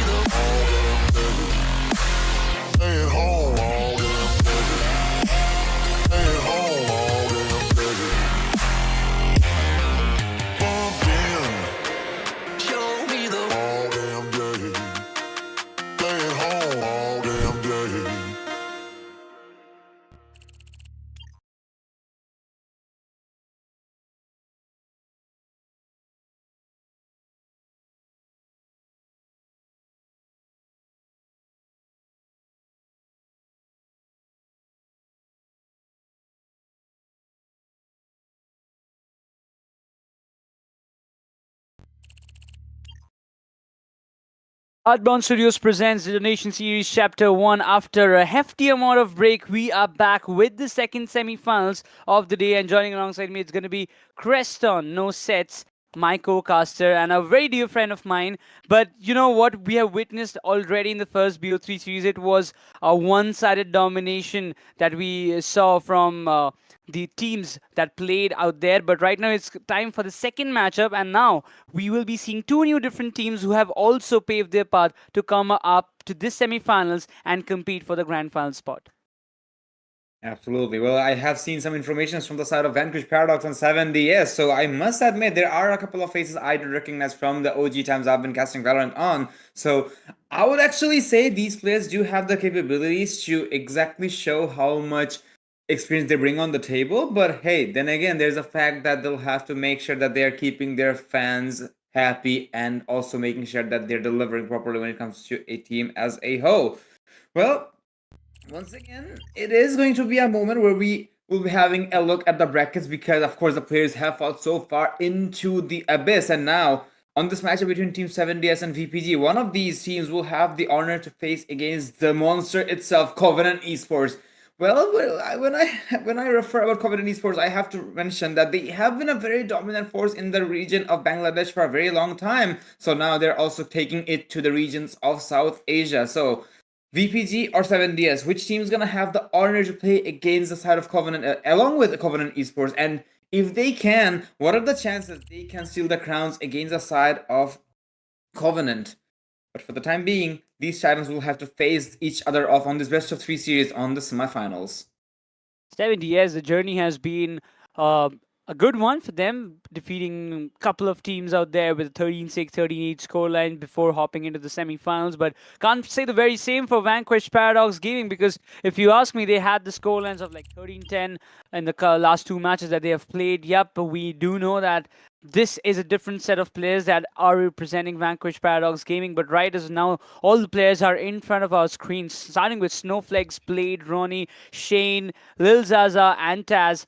These are going to be the players representing Vanquished Paradox Gaming in this entire Detonation series. But what are we expecting is a complete nail-biting competition from both these teams. And on the other end, when you talk about Team 7DS, Corex, Dragoon, Gambler, Razor, and Theraper will be the players who will be the part of the playing 5 of this matchup. Well, that is for certain. At the same time, I just realized that there are a couple of players from the side of 7DS which are kind of new faces for me. So, as underdog, at least from my perspective, I really have a lot of expectations from their side because they have made it so far. But at the same time, I did see Snowflakes, my boy, on Vanquished Paradox. So I want to see exactly what form of action he brings on the table, along with the more experienced players, or should I say equally experienced players he has on his roster. But then again, Snowflakes being my junior, I'll have to keep an eye out and probably not miss out any chances to roast him out if I get it. But for the time being, we will be having a look at the map bans. Lotus, Ascent, and Bind will be seeing action here, ladies and gentlemen. 7 is picking up for Lotus. I believe they are feeling a lot more confident on this map. I'm not sure how their matchups were on the previous games or on the previous tournaments either they have attended on. Ascent makes a lot more sense to me when it comes to VPG because, as I said, I know a couple of these players personally, so they feel confident on this particular map. But on the brighter side of life, there are no maps which are out of the ordinary. Nor Corrode or Abyss is going to be staying in the play because these are kind of a couple of maps a lot of players have not found their footing in. And in case these Titans go head-to-head on and has one map on their back, they will be heading into Bind. But then again, the question remains if they will be needing that anytime soon. Now, we're going to be heading into the map of Lotus. I do see... Wait a second, off topic. I do see Snowflakes playing on my girlfriend's account. Okay, buddy, where was your account? But anywho, we'll be having the beginning onto a hit, the early hit coming onto C-side, but no scans from the side of the Fade response. Oh, Chamber was a little too aggressive out there. Wanted to get some early control played. Wants to ensure that no entry is possible that easily, but the shot's being connected. Cypher finds down Taz. That's the first opening. That's what VPG wanted for themselves, but 7DS, they are looking really strong. The entry has not been denied. They've got it successfully in the control they want to establish, but this is two. It's just too better. Clo finds one on trade, but Zaza is just there to make the counter with a 3K, and that's the first round underway for VPG. I have to admit, the defenders, they did go show some presence onto the C main side, but instantly they were able to recreate some control onto B mid. Because on this map in particular, as you have 3 objectives, of course the attackers have the flexibility to hit any objective, but the defenders feel a lot more pressure when it comes to splitting their setups, because on a bit more conventional map where you can go for a 2-3 or maybe a 1-1-3 or 1-2-2 split on a particular map, or including mid, that is, it's a lot more difficult on this map particular because you are kind of leaving a completely empty objective to some regard. But for the timing, the defenders, I do love the aggression side from the side of Blade, but we'll have a lot of opportunity to this here, as he can probably make a rotation with the TPs, but it's gonna be the Fade who will be getting rid of the Omen. So no more controllers available from the side of Team VP. So it is kind of a heavy investment from the side of the defenders, because now when it comes to going for this retake in particular, you'll have to dive in without any cover. But for the side of the defenders, they will be able to find some equalizations. Looks like they will have something, but it will kind of be short-lived, as Blade will be decayed by the Fade. What's it called? The Breach will be able to find some values, but it's gonna be taken out by Taz, and now it's kind of a moment of the initiators and the Sentinels. It is looking a lot more pressuring because the defenders do have a bit more of a complicated situation when it comes to the shotguns, but they're having the Fade is gonna find the first. That's what I was worried about. And now Blade knows exactly where the Fade is. The problem is there is a judge and the jury available, and Fade is gonna send them back as well. 3K for the Fade. A very risky pick when it comes to this particular round, because when you have a shotgun, yes, you can probably seal the deal, but as a defender, it's much more favorable. But on the brighter side of life, the attackers were able to put down a plan very precisely. But I have to admit, going down as an Omen that quickly in a round is exactly where the defenders kind of fell short. But then again, it's just a 1-1. A full buy round will be coming from the side of the attackers, while the defenders, which could have been their full buy, will have to go for an eco.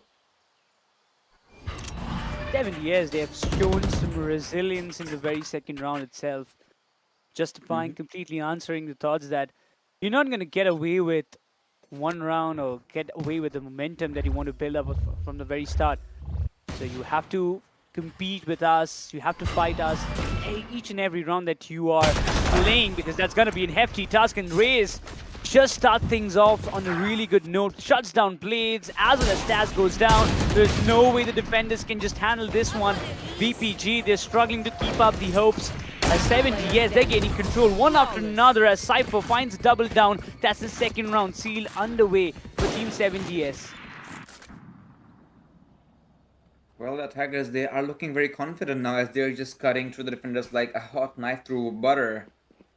And I will kind of give them that, because they had a weapon advantage over here. The defenders, I kind of believe that they wanted to get over with this one as soon as possible, collect the alt points at least, getting one step closer, because they're having a couple of agents who has been nerfed. I'm not sure exactly who, because I have not been keeping up with the game for a very long time, but I do see that Breach needs 9 of them now. So if you happen to die, that does give you an advantage to get a little bit closer to that ult, which can be do or die when it comes to retakes or around as a whole. We will be seeing a Raze Boombot getting Lil Zaza here, where the retries do come in inside of Lil Zizitsu. And now Daniel coming in.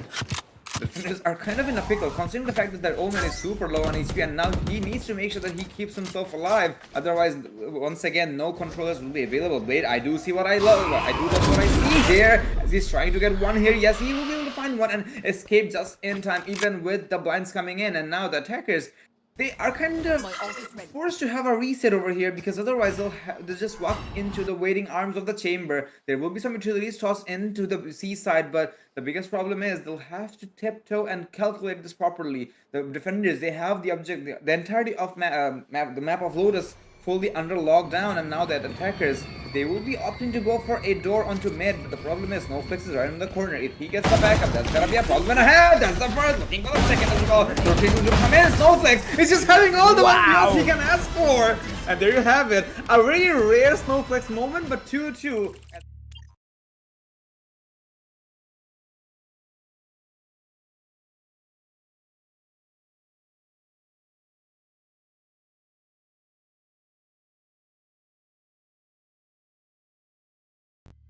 entirety of 70s, but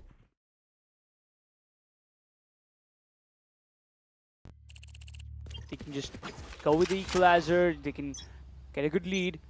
But the momentum is really important. VPG, they require rounds and they require those first bloods for themselves. While you can also go and check out Hearthborn Studios app for yourself for better OS, for better apps, and better viewing experience. But Riders now played, he decides to just push back.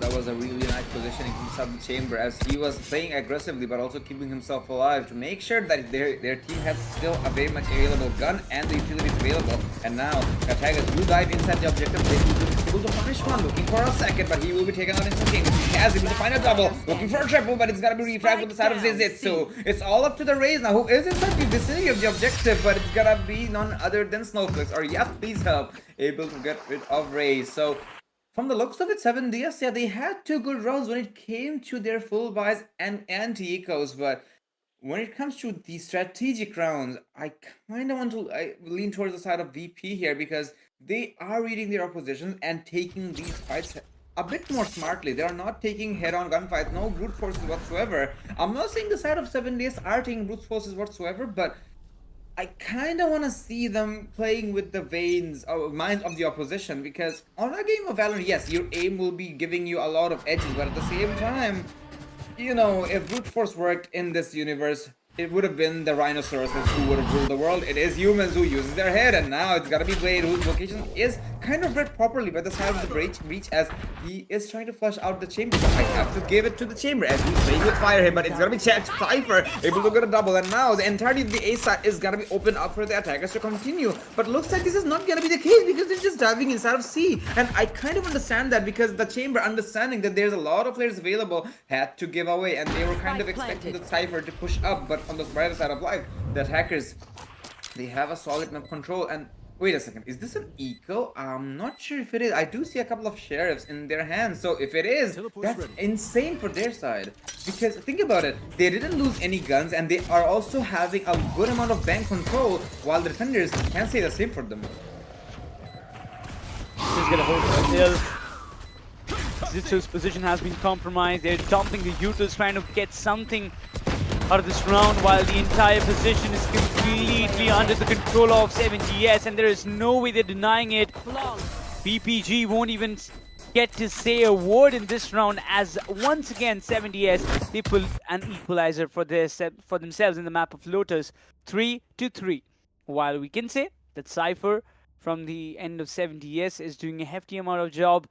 The breach is still there, Fade trying to pull the strings all together, but one or the other way, the Cypher is being that MVP for the team of 7DS. But for VPG, losing the players in early on, like specifically Zaza and Taz, is costing them the rounds. And it is. The defenders are showing up a lot of aggression they need to initially on, but I guess it's just their confidence. But what makes me interested is, did we see an operator in the hands of Lil Zaza? I think we did, because I kind of believe that their economy is not at the best at the moment. So if it is, going for an operator is going to be an insanely risky take. But then again, I do see the tour force as well from the side of the chamber. Never mind, I think he did refund that. So that is a much more brighter decision in my opinion. They do have all the ultimates available. Lil Zaza able to punish Raze for his over aggression, and now well, the fan is gonna be going down the whatsoever from that ultimate, but there's a lot of utilities coming in from the initiated reach, able to get a double, looking for a triple probably with Zitsu, able to take another fight with the Cypher, who's gonna be able to keep himself alive on that one, and now Taz on the flank. It's gonna be a little bit more difficult. Blade does have a gun in hand, but the problem is there's not much he can do at the moment because he is isolated as the Cypher goes for a selfie on his own as his team takes the lead in their favor for the first time in forever. Not exactly forever, but VPG, well, it was not exactly an eco, so I'm not able to make any resolutions from that because the buys were scrappy, but the buys were kind of overzealous as well. So going for an eco makes, or should I say I have, but makes a lot of sense this time around. But if you do happen to go for the last time, you had weapon. Like, the jet ult, the chamber ult, but yeah, I'm kind of lost here. Oh, look at this. Being flooded up. Help needed and help. Snowflake got taken down. Fate, that's a really quick execution coming up. The attackers, they are determined. They need to flood in, but a quick decision. Quickly going for a quick rotate. Blade anticipated completely. Whipped all the shots in the world. And there is no second chance coming in your way. This position has been compromised and it's quite viable for 70S to go for an all-in A push. The flash has made an effect on Blade. His position anticipated. The shots will make a connection. Unlucky for Blade. He couldn't do much, but Clove, he wants, he uses his ultimate, tries to get something out there. Finds down one on Zizitsu. 3v1 and Taz is all what he is left alone with towards the A side. There's one coming up from behind, has a better read, but right now this 1v1 should be an easy one. Shuts down the Clove, upgrades the weapon. Down to a 1v2 while Fade's HP is really low. So Breach has to make the play for Team 70S. Well, the oscillations were pretty proper, but the problem is the angles just were not favoring him whatsoever. Sorry, her whatsoever. And so nice attempt on the side of Taz here, but for the time being, it's gonna be the side of 7DS who will keep the lead for themselves. But then again, it was kind of a scrappy bio, and on top of that, they were able to put their opposition on a 2v1 situation. So an overall okay round, if you ask me, because when it comes to rounds in Valorant, you don't have to win rounds at some extent. You can just destroy your opposition's economy and you will be just fine moving in forward. So I kind of believe that it was kind of successful, not the best of it, but still something better than nothing, which is gonna allow Lotus to pick up the operator, and the moment I say it is gonna be the operator which is gonna soar out loudly, able to get rid of one, looking for a second. He will be able to see the Clove in the distance. Cypher will be able to get rid of Taz here. The DKs will be coming in, but I don't think he's gonna be able to catch up the Jet here. The Jet is still very much alive and active onto this main side. Going over to some, being the smoke criminal, but it's gonna be a lot more punishing than he could have expected. There's a lot of players to go in, kind of overzealous, but then again he tried though. And now Blade able to hold on, probably for a couple of more seconds, maybe get a kill, but never, it's not gonna be the case. He'll take some tag from the breach here, but hopefully for him, he will be able to keep himself alive on a retake at least. And now the defenders needs to make sure that they rendezvous together. It's otherwise gonna be a little bit more challenging to their side. They need to on the flank, able to get rid of that as well. And now has the TP available as well in case he wants to go for any form of boogeyman plays.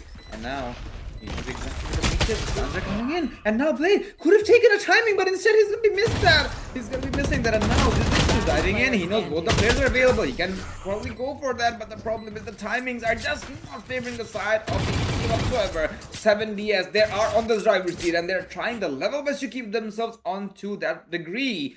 And now they have pretty much confirmed that either this is gonna be an equal half, or at least 7DS is gonna have a lead on their attacking side. VPG, well, I kind of want to say that they are giving unnecessary gunfights at the moment, because I understand you are feeling a lot more confident compared to your opposition, but overconfidence may cause you here, ladies and gentlemen. So 7DS, their patience is paying them off. VPG, they'll have to do the exact same, but then again, this is a map selected by 7DS, so this is a benefit of doubt, but for now we can't quite draw conclusions. Dogs trying to make the connection. Find one on the breach. A good opening for the first blood, while the Omen is barely breathing on a very low HP. Clove and Ray is just waiting outside C. There's an entire trap being laid out in the open grounds. And it has to be in this way. 70S, they're on the driver's seat, as you mentioned earlier a few moments ago. 3-round lead is really, really important. But also when it comes down to the backfire or maybe the counter-attack part, I really believe VPG, they have the potential, and Blade is just proving me right. Finds on the raise. Job is still not completed. 3v5 situation. The players are trying to make an entry. They're trying to make that one move possible. But I really believe it can be a good decision if they quickly try to rotate back towards the B or the A side. Well, the backstab is all set. Taz is just behind the position, will be compromised, but Taz is just too precise in making the connection alongside Zaza. Finds down the two players, brings it down all to Cypher. And now his position has also been compromised as well. It is compromised now. He can probably save that Vanquished for himself, but it's not going to be that easy as his is going to find them instantaneously. So a flawless on the side of the defenders. Finally, some form of lives available after a very long time, losing 4 rounds back to back. But then again, I have to give to the attack, the defenders a bit more because the way they took the map control this time around was a bit more precise, which we haven't seen previously, especially when it comes to taking the control of Grubble. I keep forgetting that how important Grubble is on this particular map because you can pretty much lock down the entirety of the map with that particular area, because think about it, you can contest A main from that, and at the same time, in case you need to go for rotation onto B, you can have control of the broken door if you have that as well. So the only proper objective you need to contest as a defender is gonna be C. And now when you go to C side as an attacking side, you're kind of forced to take control from the mid side because you cannot dive in from the mid doors otherwise, because there's a very high chance you'll have to take control of congestion from broken door. But for some time there's a lot of gunfights happening here, as I was talking about it, as now it goes down to a 2v2 situation. Spike's still very much in hand of the defenders, but the problem attackers, sorry, Player but standing. it's kind of looking like a fact that they should be able to have a full opening. Yes, they will. Now it's all up to Lil Zaza here, same versus the world, as he needs to make this 1v2 happen.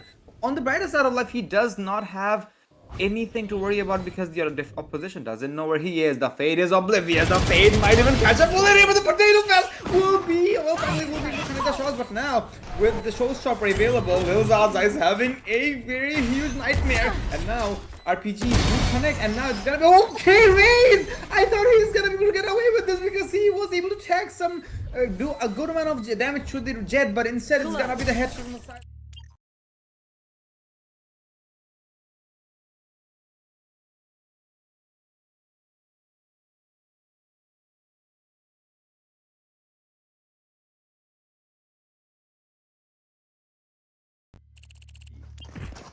It was kind of sad for him to miss that shot onto the body as well, but NT though 6-5 as the defenders, they keep themselves alive on this particular equalization, but I'm not quite gonna say it is gonna go down to an equalization, or is it though? 2 operators.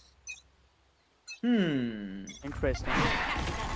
Have to see through how things are gonna happen. A lot of Utils being jumped on that one spot. Both fades on both of the sides. They're using their abilities to get some information.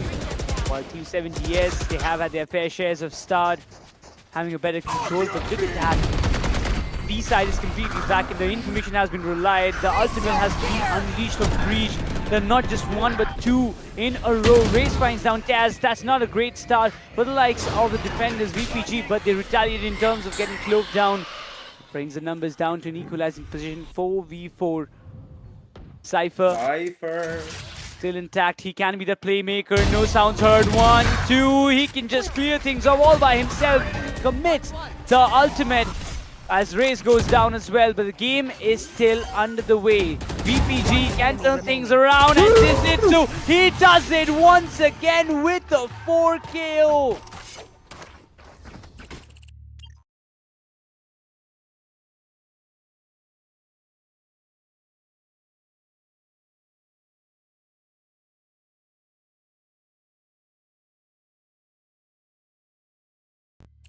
Day of the week, and now I'll just take the round as well.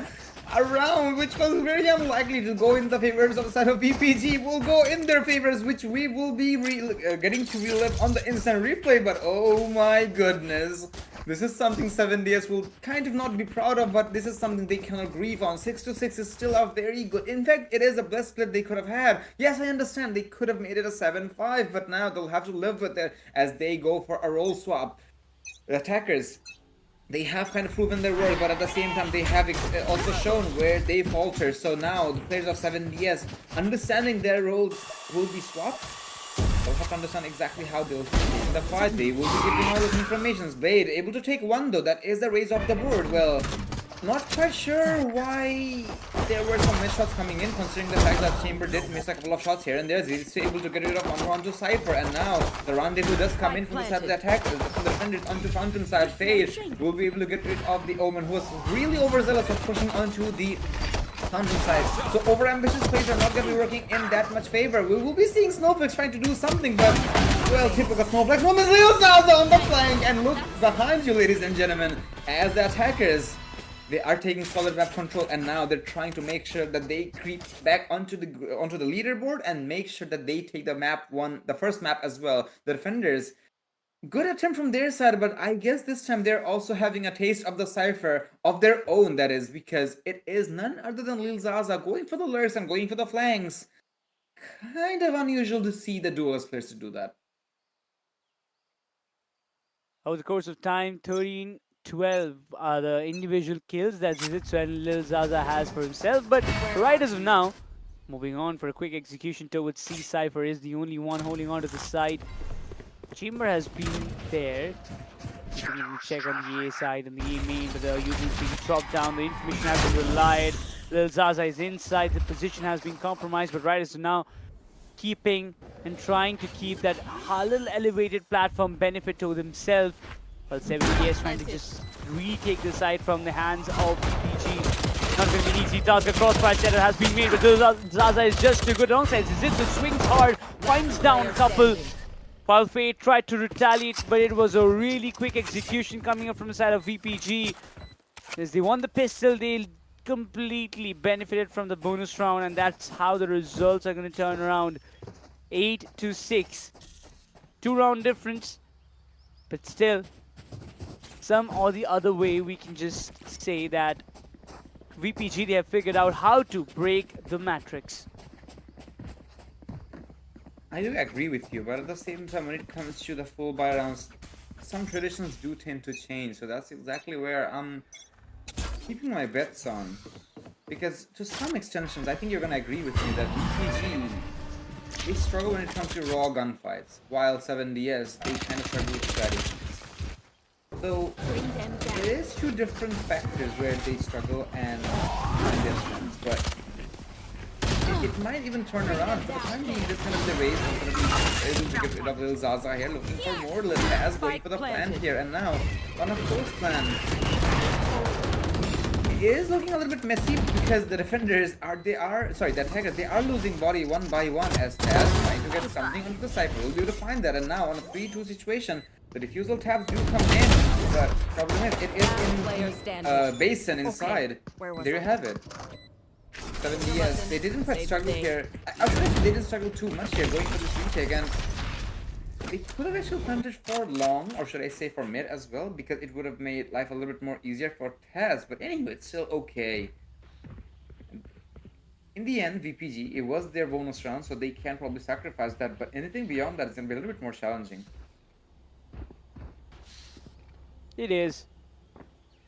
Even for Team 70S, just look how much heavy lifting the Cypher has been doing. 14 kills in his name alongside Fade and Breach with 12 all. 8-7. What a nail-biting competition it is turning out to be. The second semi-finals is literally almost... It does feel like we are seeing the grand finals itself of this Series Chapter 1, but eventually the ultimately the Utils being dropped down pushes away Cypher from the position he was holding for a tad bit longer period of time. But right as now, you do expect VPG to maintain this momentum. They've got the entry inside the side. They are trying to establish and get a position where they can spike, they plan the spike as quickly as possible. But the next question is how Team 70S, they are planning to retake this side from their hands.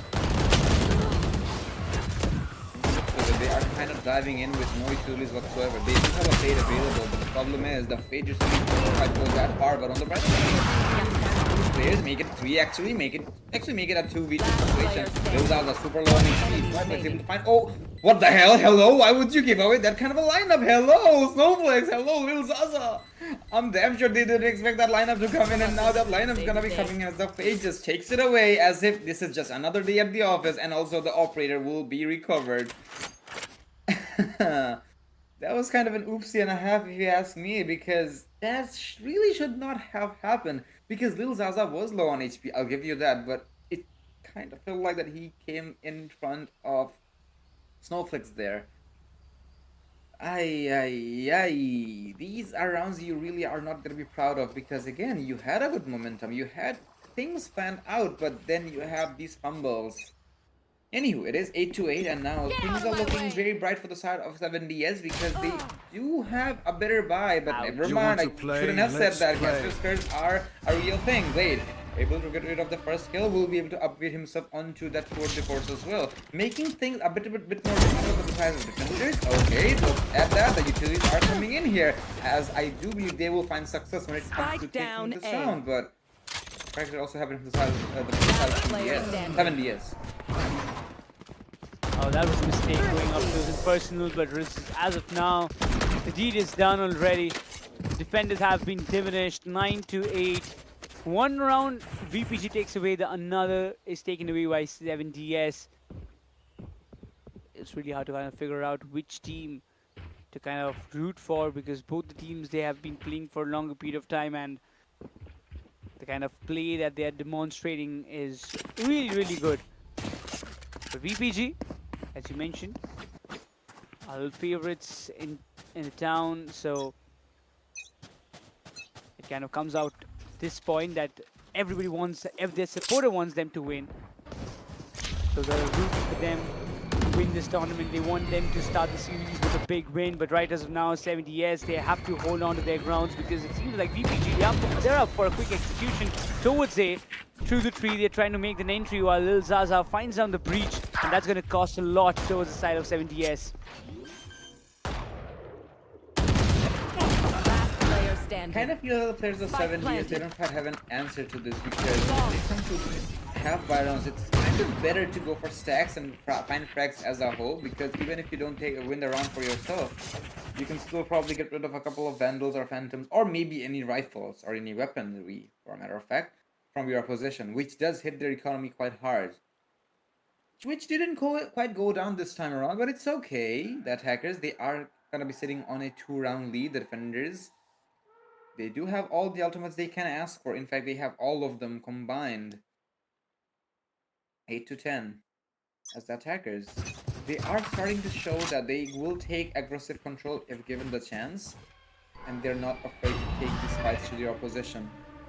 Once again, the fake powers do come in, and there will be some as well from the beach, but that's just gonna halt the push for the next amount of time. You do see smoke from both of the sides, pretty much doing the exact same thing from the Clove and the Omen, which is not gonna allow any of the players to drive it. We'll have a confirmation. There is a Jet inside who is also able to get rid of one more player. The Clove super low on HP thanks to that Night First from the side of that Fade, and now the revival does come into the side of that Clove. On the brighter side of life, he did get a kill to keep himself alive, but he will just meet his demise at rough time state on the flank once again, able to find one, not the second though. Cypher. 1v2 situation. It was not a post-plant situation either, so I understand that they wanted to make sure the plan doesn't go down, but it kind of would have made sense if they kept themselves alive a little bit more, but it's okay. 11-8. As the defenders, they're really starting to lose ground here, if you ask me, because now they'll have to keep fighting to keep the rounds in their favor. One more round to go, and their opposition is going to be sitting on match point. Not the victory, but match point, because when it comes to match points in general, it is just a reminder, a constant reminder that one more mistake and it's going to be fatal. So this is something me and Aggressive had a theory actually when Valorant was a very new game, that don't fight for the last round, instead make sure that your opposition doesn't hit match point, because that just puts a huge psychological pressure. So far, so good. Position have been revealed. Fade, he gets traded off instantly. Last player But standing. now, the defenders are rising and shining. The breach is the only one. He needs to put something, but no, he hasn't got the allowance. 70S. They get another round in their bag. That's 11-9.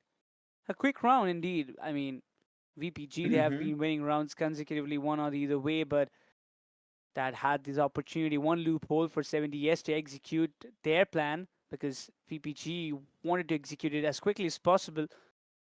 Right now, 11-9.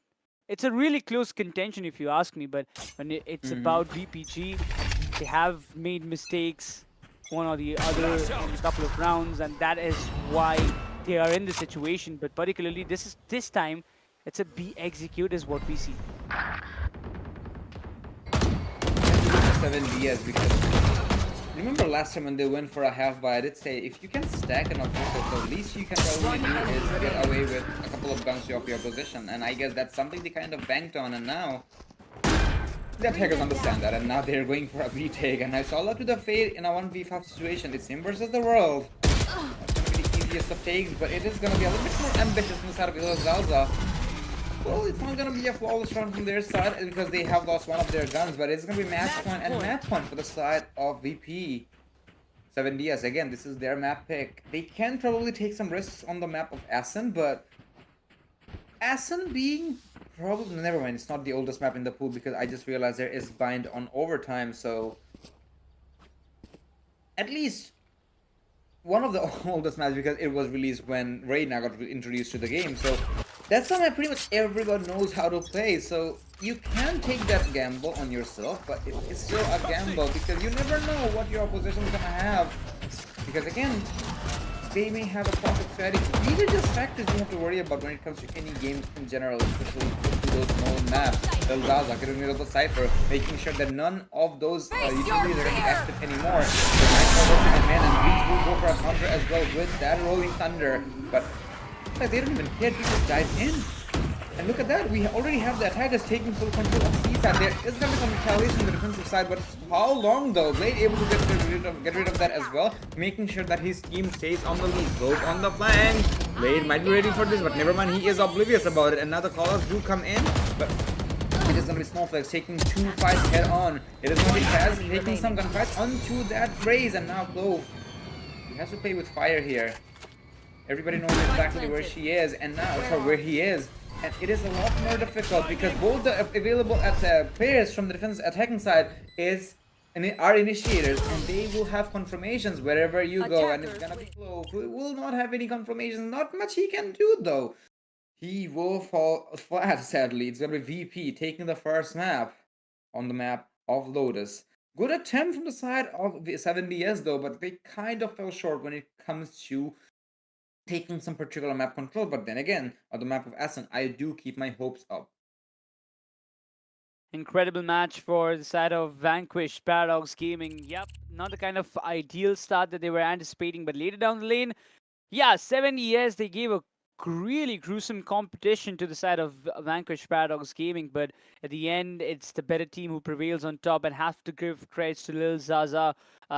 Zaza, because kind of the way he stepped out with 25 frags in his name, even Taz proving up to the skill set that kind of helped his team to get this victory alongside Zizzy. So every other player, all the 5 players of the team kind of contributed in the equal manner, which helped their team to win. I really wish that 70S Shunsui could have stepped up a little bit more being on that race, because I couldn't just see him any way near to the fights that were happening throughout the map of Lotus with a 39 scoreline. But, well, what's done is done. Vanquish Paradox Gaming, they are just one map up in this BO3 series, one map away to seal the victory and become the second grand finalist of this Detonation series chapter 1. But over the course of time, we have another map in the contention, and the next map, it's going to be the map of Ascent, and that is going to be really important for the teams as what we are witnessing. But again, that map of Ascent will be again a map where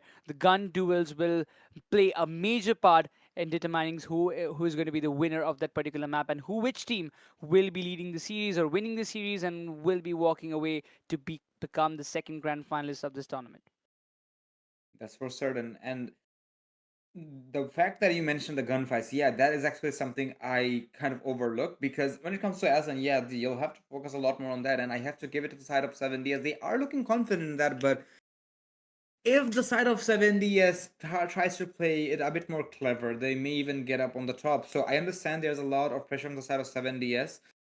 So I kind of want to give them some time to prepare themselves on this particular map, because again, they have lost their own map, while VP, they might be happy with the fact that they have one map on their pocket. This is not a time to do pre-celebration. So I think there's not much available for the timing, ladies and gentlemen. We should be taking a break before we come back with the second game. So with that, we'll be expecting your presence in a couple of minutes, because map number 2 will be right on the corner. We'll be back in a few.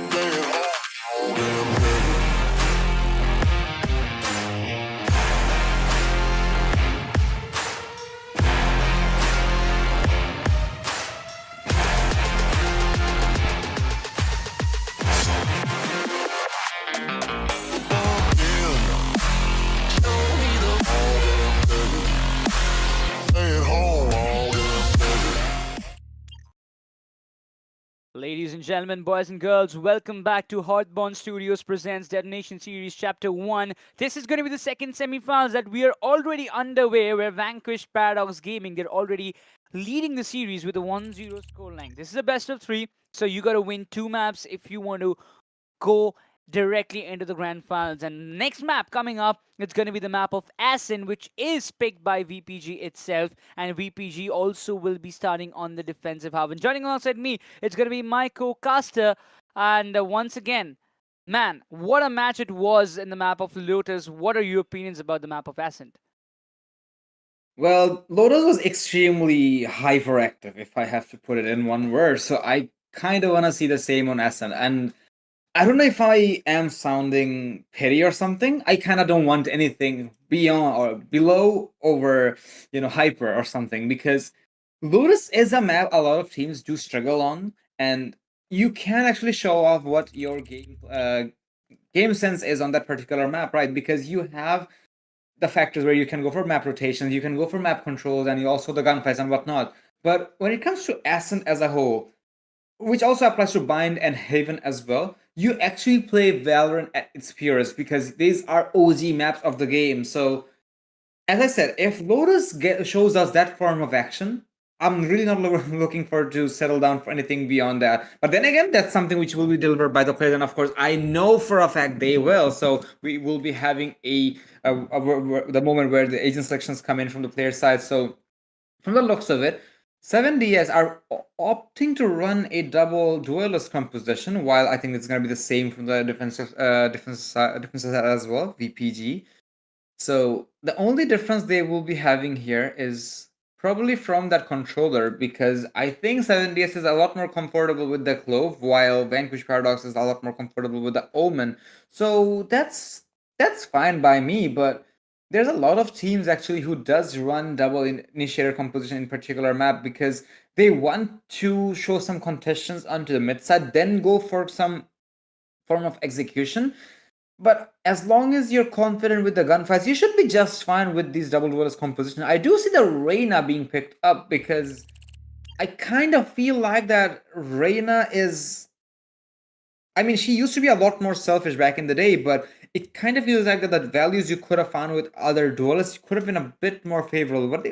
But it's okay, in my opinion, because if you are a solo fighter, Reyna is probably the best pick you can have in the map of Valorant. In the game of Valorant, sorry. So I believe that the players are kind of banking on that. I have seen Lil Zaza, and I think it was the Raze, I forgot his IGN, where they were able to take a lot of hit-on gunfights. It's Shunsui, yeah, it was Shunsui on the last map, but this time around they're actually switching things up here and there.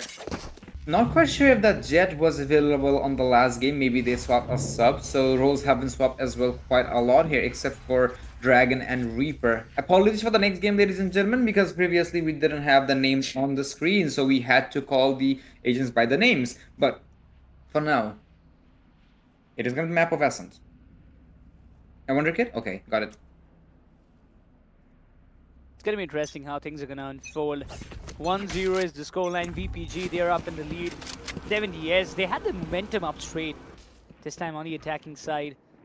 Hitting on the A side, it's going to be Omen, only one and only player who is still there alongside the tree area. Has to get the opening shots connected before anything goes down south. Paranoia hits it right, but eventually the side control has been denied, but the Cypher is still lurking in the mid, while Jet finds the opening on Taz. That's a really good start. That's a really good approach from the side of 7DS, while Blade is missing up completely on the player of Dragoon. But he has to make the connection, but eventually Blade finally makes the connection, gets one down, but eventually the deed is done. Down to a 2v3 situation. Lil Zaza won't have a lot of playing ground for himself, while Jet, he has done the deed, but Blade gets a 3 for himself. More player live, and he gets him down. God. Reyna, he's up.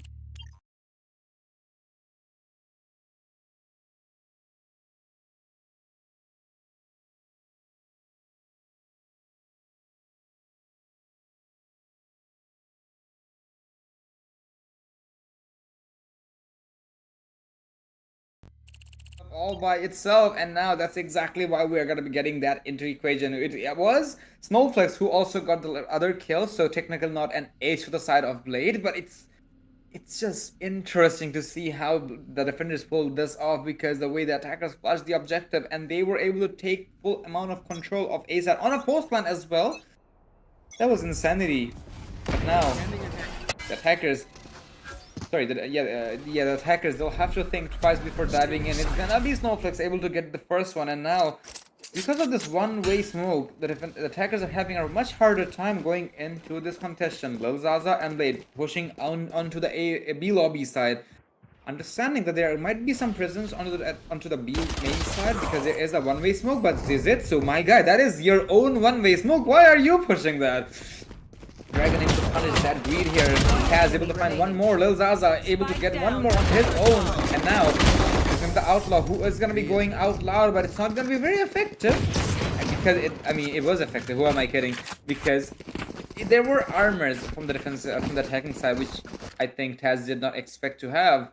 2-0 from the side of the defenders, and now again, this is where the side of the 7DS kind of shines brighter, in my opinion, because they are a little bit stronger when it comes to their opposition's bonus rounds. So is that tradition going to live on?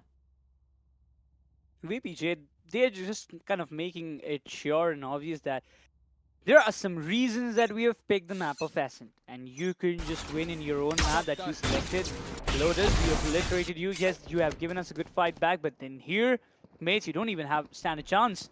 Outlaws intact in the position. Please help. Wants to make a connection, but Snowflake, he doesn't get that room. Zizitsu has been taken down in the meanwhile. It has been cleared, and there is a lot of room for 7DS to work out with, because we do see the Reina moving towards the A, and there is a big chance that through the tree, oh we want no, to hit the A side, but Taz is down. Now that brings a hell lot of openings for the likes of 7DS to complete this round. Just coming in from the attacking side, and now they are going to be able to take control of the map onto the A side. And this is what I was talking about. When it comes to their opposition's bonus rounds, 7DS really rightly and differently. Dragon able to find one more, and now it's all up to none other than my brother's Snowflakes with 7 HP to his name. So, not that I'm saying that he's a bad player, but I'm expecting a miracle and a half. We'll be able to connect the first shot onto the clove, but his location's revealed. Everybody's going for it. They may even go for a knife fight here. Razor going for the wallbang. He's going to be Reaper instead. Who will find that? 2-1 as 7DS finds their first round here. BPG, good attempt. They were able to take just one player off the board, but it kind of felt like they were giving bodies to their opposition. Taz didn't need to push the smoke. I understand that, okay, she was looking for to get the kill onto the mid side, but there were crossfires which she was not expecting. And that is exactly where you never know what lies behind the other side on the smoke. 2-1. The side of 7DS. This is where they probably can pick up their momentum, build it.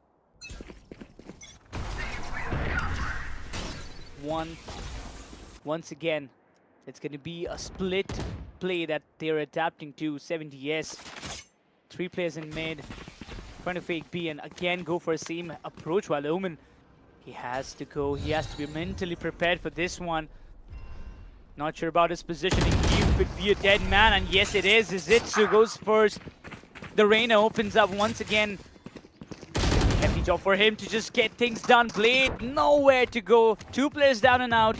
It's all down to 2v5 situation. VPG, the kind of momentum, the kind of play they had made for themselves has been completely turned into dust in a fraction of 1 or 2 rounds. It feels like 7DS, they have the counter strategies rightfully set in where they wanted to apply. Rightfully so.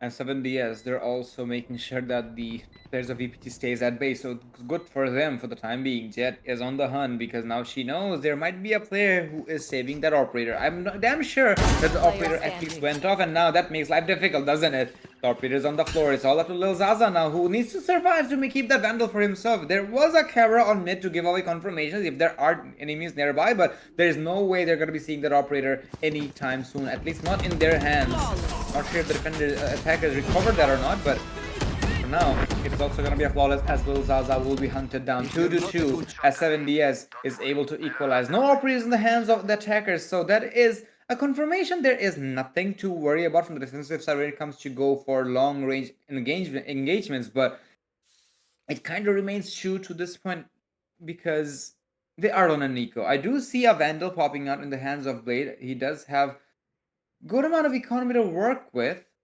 Probably Snowflex will try to recover a couple of orbs to bring that Bladestorm available. Does have the shorty in hand.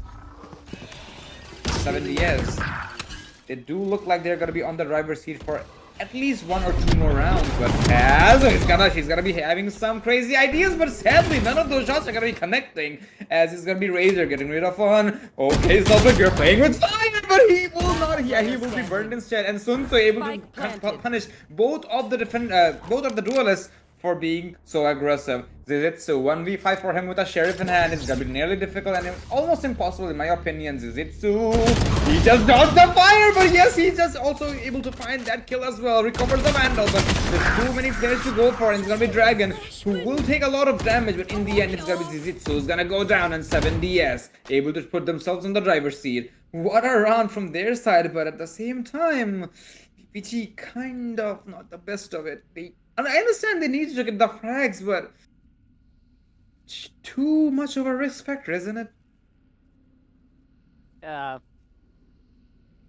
Agree. I'm gonna agree with you, but I just wish that I somehow feel that Blade is unable to get the room for himself from where he can convert those frags for his team, because somehow the other way he's the first or the second player going down in the last couple of rounds that he has played. So, one thing is for sure, that Blade needs to survive till the very end of the round. If he survives, maybe there's a bit of chance that, once again, VPG can get back the momentum, and it has been the case in the map of Lotus lately. We saw how things have changed drastically for the likes of VPG in the mid-game, where they were losing a couple of rounds, and then once again they got back the momentum, and then boom, the round flipped away. But this time it feels like Snowflake has some different story to tell. Finds on the jet, and that's the first blood that we've wanted for such a long time, and doesn't miss the second one. Razor is down and out. 2 in a row for Snowflake. Capitalization are coming in from the defensive side, and now they're trying to keep themselves alive. I love how they're not giving away too much manpower, even with the manpower in their favor. As defenders, you are supposed to play as defenders, and this is something they are living up to it. 30 seconds left on the clock. The attackers, they need to choose an objective. Now the Omen knows exactly where the Sova is, and hopefully for him, all the players he can ask for are available on that particular area. Now the smokes will be dropping in, and now the Omen, hopefully for him, he has the control, he has the angle as well. As I was saying about it, he's going to be able to find a double here. Soon's able to find him, but so much he can do, and now it's going to be a no-scope from the side of Snowflake on that point-blank range. 3-3 as the defenders will be able to slap back and make an equalization. And I have to admit, now the defenders understanding how the pacing needs to be is a lot more commendable in my opinion. The attackers, good attempt from their side, but now that they know there is an operator available on their opposition, this is going to be a little bit more difficult to take fights head on. And truth be told, I believe that they will be a bit more careful here on out because they have the ultimates available. They do have the full bites available as well. So this is not all hopes end for them. So have to make sure that they are playing the smart and taking these isolations one by one. They know there's always going to be a Cypher on B side. And if they can somehow get rid of that Cypher, okay, who is being super aggressive here, punish him. Wow. They will be just fine, but never mind, it's gonna be still Zaza, built different. Eventually clears the mid. Snowflake has to make a fallback, but Blade's position was not at all anticipated by Shunsui. It was quite silent in the previous map of Lotus, and even now he's there on the top frags list for his team, but this time he was read like an open book. But the mid has got a lot of tensions and Cypher. It was an easy one. How is he allowed to do that? And the spike is under control. It's under the radars, but Omen has to do a heavy lifting all by himself. He's surrounded. One This enemy time, remaining. be Wonder Kid just lurking inside that smoke. Zizitsu, you have to be patient. Patience is the key, and we know it. But this time, Wonder Kid, if he just steps out, he can be a dead man, and Zitsu won't hesitate doing that. And he did not whatsoever. But I wanna know, how is Lil Zaza allowed to take free map control without any form of contestations? Guy just walked inside onto the B lobby side and to T side, or should I say attacker spawn, as if it's just another day at work. As if he's just taking a walk in a park. Attackers, they have to watch their backs now. The Cypher is on the flank and he's just lurking as a defender, just taking controls and tapping players whenever he can. These are just free picks. As I was saying, it could have gone very wrong because I was expecting Lil Zaza to go down and perhaps, and then it's gonna be a completely open A side. But looks like it's not gonna be the case here for the time being. It's gonna be Snowflake able to get rid of their Reina, who was on the ult as well. That is a huge loss in my opinion, and now we'll be seeing Snowflake getting a lot more frags than he can get his hands on. It's gonna be Dragon who will be reviving himself, but will be back onto the grave once again. Taz able to get a double for herself, and now it's a 1v2 situation for that Cypher. Zizitsu probably knows exactly where Sun Sui might be, but I don't think they need to peek anytime at all because they have the control of the spike. But regardless, it's gonna be Zizitsu able to get rid of Sun Sui here, 5-3, as they keep this lead in their favor. The attackers, they are kind of struggling at the moment. It could have been a bit more, you know. This is actually hard to portray here, my guy, because yeah, kind of, because it felt like brute forcing, in my opinion, onto the B main side. Yeah, pretty much. I would agree with that because somehow the other way, I feel like, okay, this run was on your side, but you messed it up. So, Get out of my way. that can be counted as a mistake, but on the other hand, this is going to be the ultimate being used by Jet.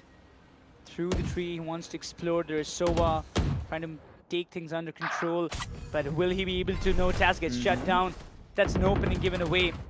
Yeah, Snowflakes is there with the AWP. He wants to make the connection, doesn't miss this time alongside Dragoon. Zitsu swings hard as well. This Omen is just walking out for his team like the best he can, but Blade, it seems like he was just a one-run miracle for his team, but other than that, he's been taken down left, right, and center. Eventually, when you talk about Zaza, has been taken down, the mid has been cleared. Big responsibility on the shoulder of Snowflakes, but his position has been compromised.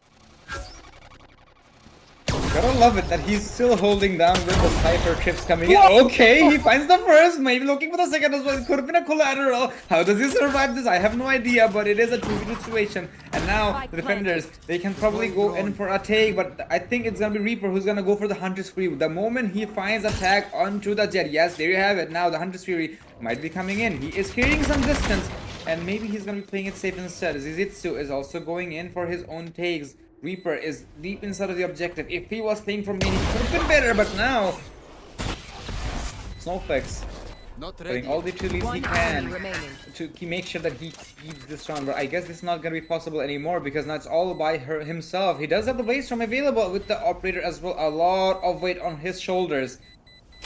Like, no time whatsoever. Finds one, but now he needs to go for the stick, but I don't think he has time whatsoever. Make a run for it, boy! And now maybe get the frag for yourself. Yes, he will, but at what cost? He took too long to go for the commitment. Snowflake will be proud of himself for getting those frags and keeping himself alive, but maybe not so proud of his team because it could have been a bit more flexible because Lil Zaza didn't need to take the fight on mid. And considering the fact that there were two players available, yeah, he swatted the first player, then he swatted the second player. Didn't need to go for the wide swing whatsoever. But then again, lead's still in their favor. Still has the operator in his hand. Snowflakes being on the top of the scoreboard. I'm sorry, Snowflakes, I love you, but this is not something we see every single day. Yeah. Sometimes, you know, it's just you're having a different kind of day rather than usual. That's okay, but oh, there's a bit of chance. There's a bit of chance. Snowflakes doesn't miss. I thought it could have been dicey, a double peak game, but he's in form. He's having his time for now.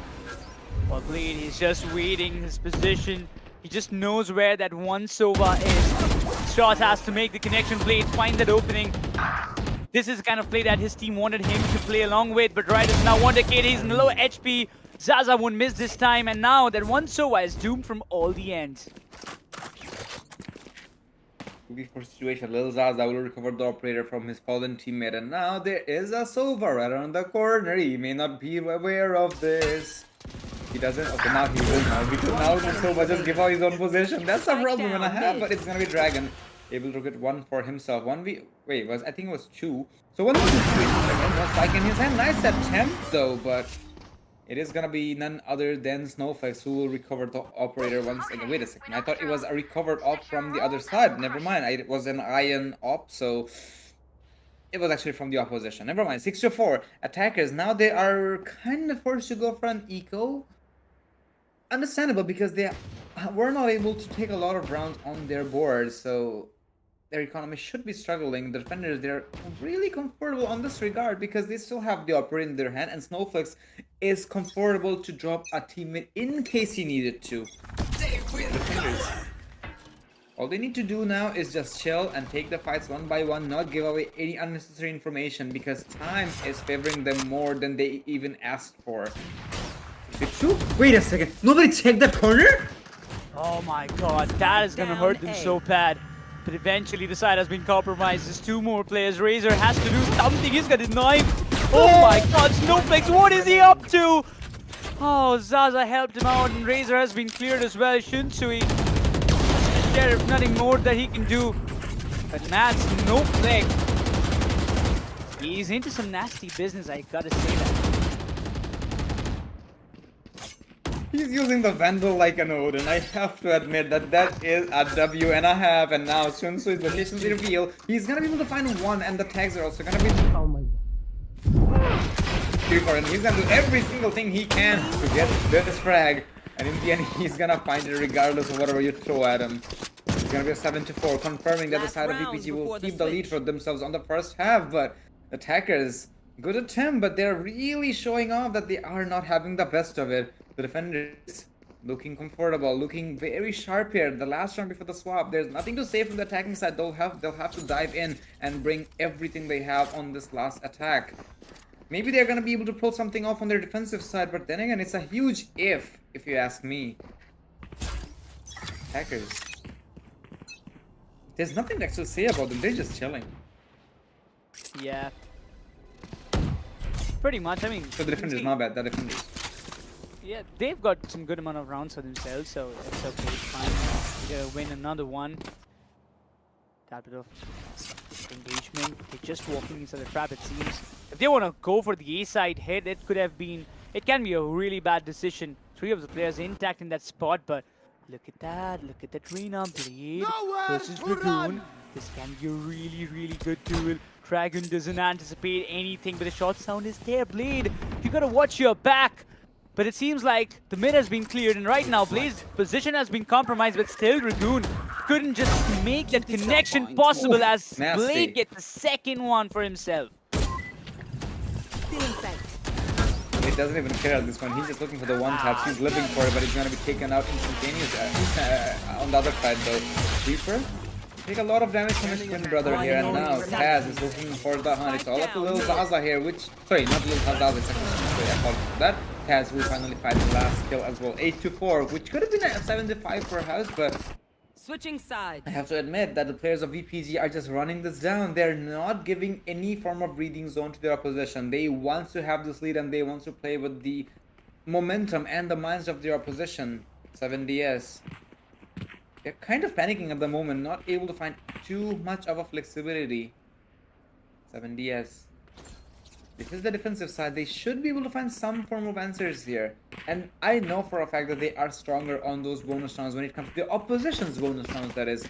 But then again, these are not rounds you're looking forward to anymore. There is a gap of 4 rounds here. You need to pull these up and then probably go for an equalization, take the victory for yourself. Or maybe, if... Actually, you know what? I just realized that this is the second map. So, you have to push the third map if you can. There are difficulties, but you'll have to take this head on, and there's not much room you can gamble with at the moment.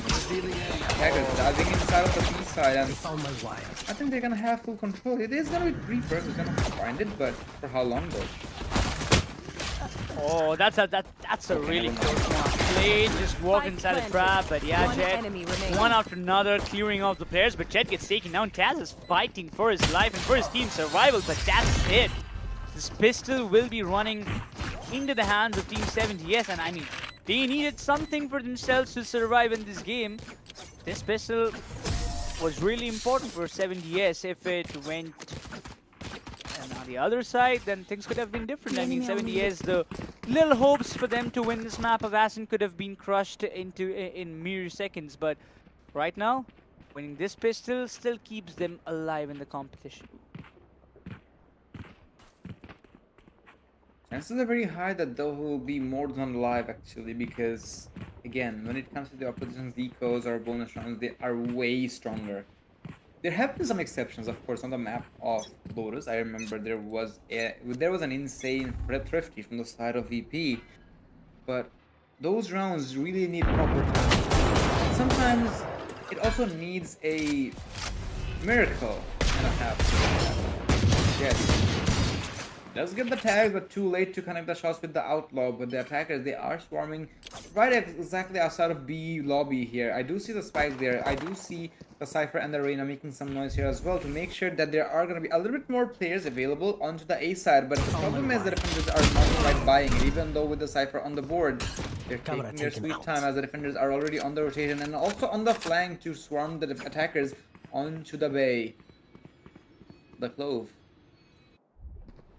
Kind of distant, but it's also Blade who is still pretty much present under the A main side, so no rotation has been called out quite yet, as the Sova recon is also confirming there are some players available outside of B main. Shots coming in outside of Jet, getting rid of Snowflakes, and now diving in Wonderkid, doing wonders here, getting for more. Yes, there you have it. It's gonna be Shunsui getting the last kill, but it's fine, because in the end Wonderkid is indeed making wonders happen. 8-6, and now attackers will have their own full buys against their opposition's bonus. I haven't quite seen if the side of VP is stronger on their opposition's bonus, with the fact that there are still decent weapons available on the defensive side. We see a Bulldog, we see an Outlaw, we see a Guardian as well. Attackers, what's your answer? They have the Phantoms and the Vandals up, but the question is, what is going to be the strat for them? Because this Outlaw doesn't stop like that. Blade couldn't even had a chance to show his class, show his skill in front of the players. Instant shutdown just by peeking. Snowflakes up close, shuts down Razor, gets the side entry, shots being fired. He is still unclear, but Dragoon makes sure that nobody gets through past him, but eventually the trade falls in. Position is still not there, a lot of shots being whipped by the Reaper, but now Snowflakes is down to a 2v2. It's a really viable round for the likes of 70S, even though they have lost a lot of players out there.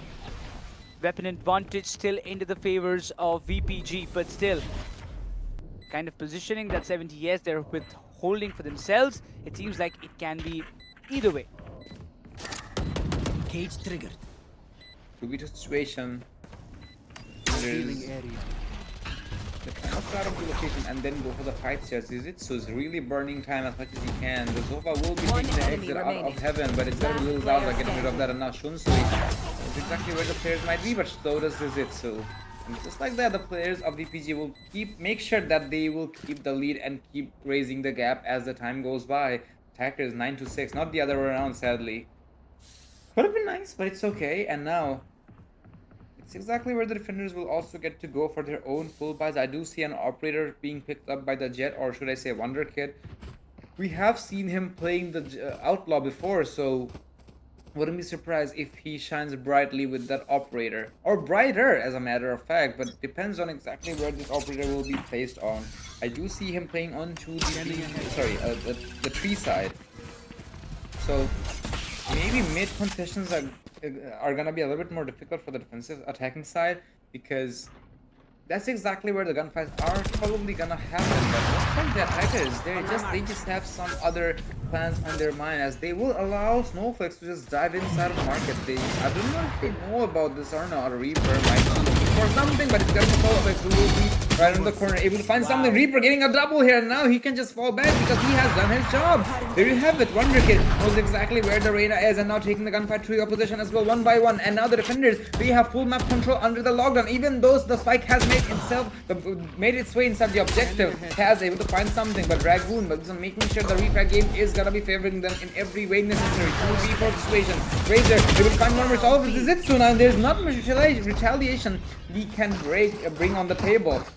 9-7. A really nice attempt from the side of the attackers though, but as much as they wanted this to be a quick round, the defenders had a better plan. They were always one step ahead, and they made it a quicker round on their favor actually, because even the spike didn't go down. They held onto their line, and of course the timings from the side of the Reaper was just impeccable enough to break all the momentum the attackers had on this particular round.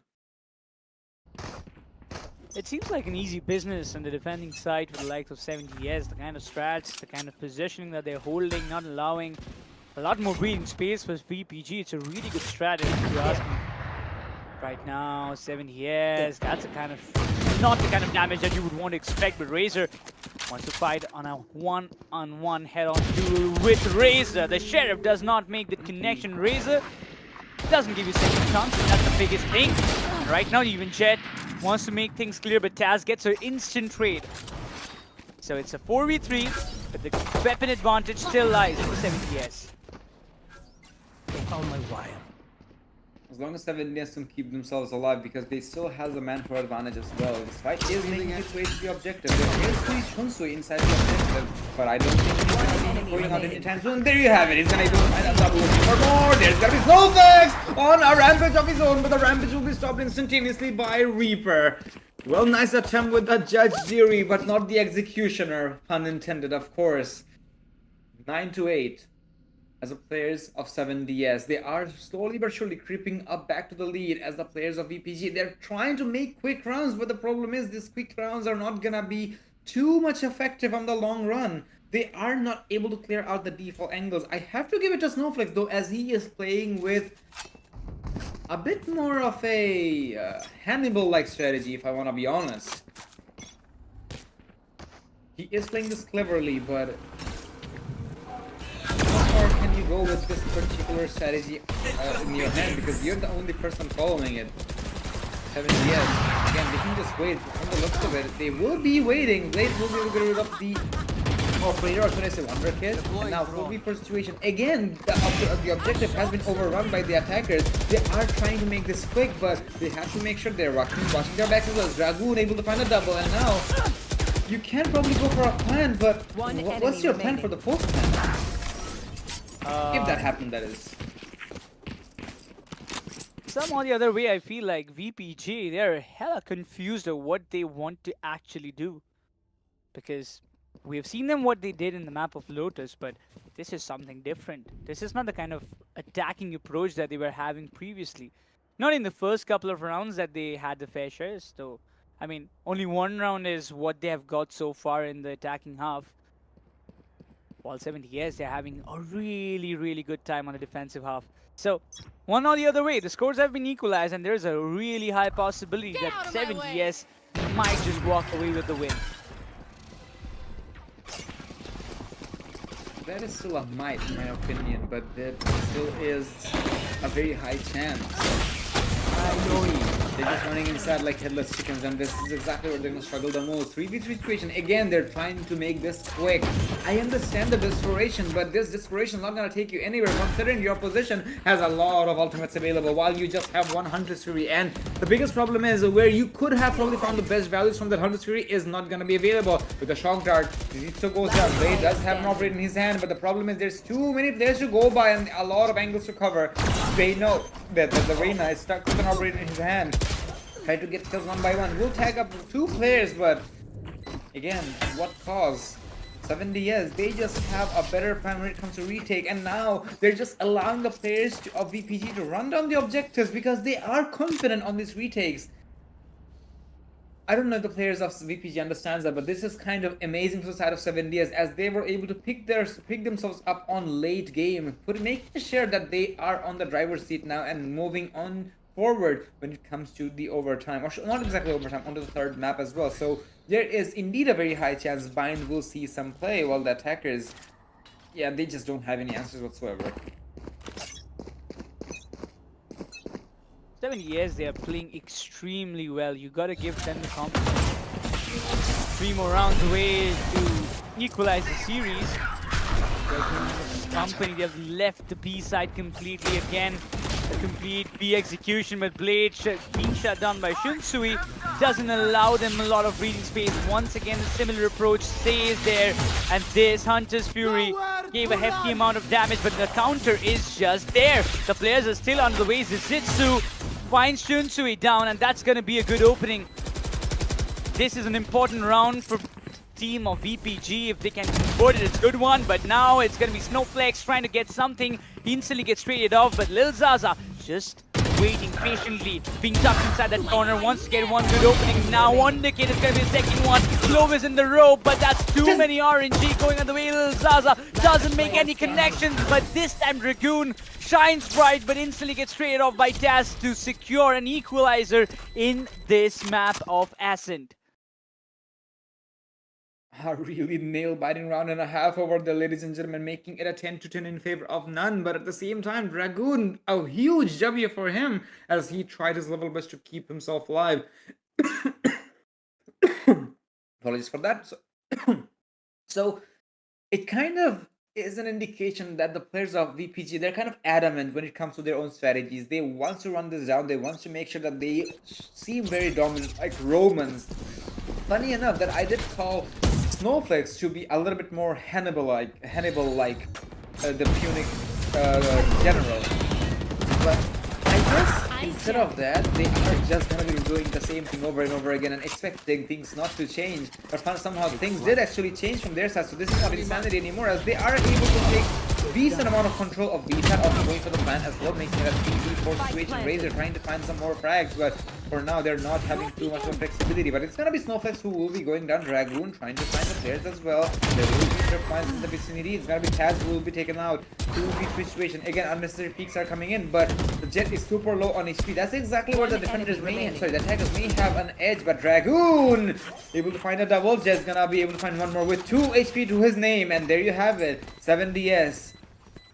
I guess it was insanity after all from the side of VPG, because it did change quite a lot, in my opinion, because last time the attackers were able to keep themselves alive. Not this time though. So question remains, VPG, are you gonna run down B again in a same fashion? You have been doing the same thing 5 rounds in a row. You have found success once. Not sure if you can call 20% a good rate actually. Once again, the Doctor Strange wordings are coming in my mind. There are so many wars, but you just win one. Oh shit, not right. Yeah, it comes in that way, but hey, 70S, you gotta give them what they have earned it. I mean, the way they have played. Lotus was a different map, it was a different story, but again, they showed some immense competition in the map as well. Yeah, didn't reach to double digits that time, but they made sure that Ascent won't be the same repetition of what happened in the map of Lotus. So on the other way around, we can say that Team 70S are all prepped up and all said that, okay, this time we're gonna win this and we will push this series to bind. And if that happens, I don't know what's gonna happen to VPG, because for now it seems like they have lost the momentum that they've built in the map of Lotus.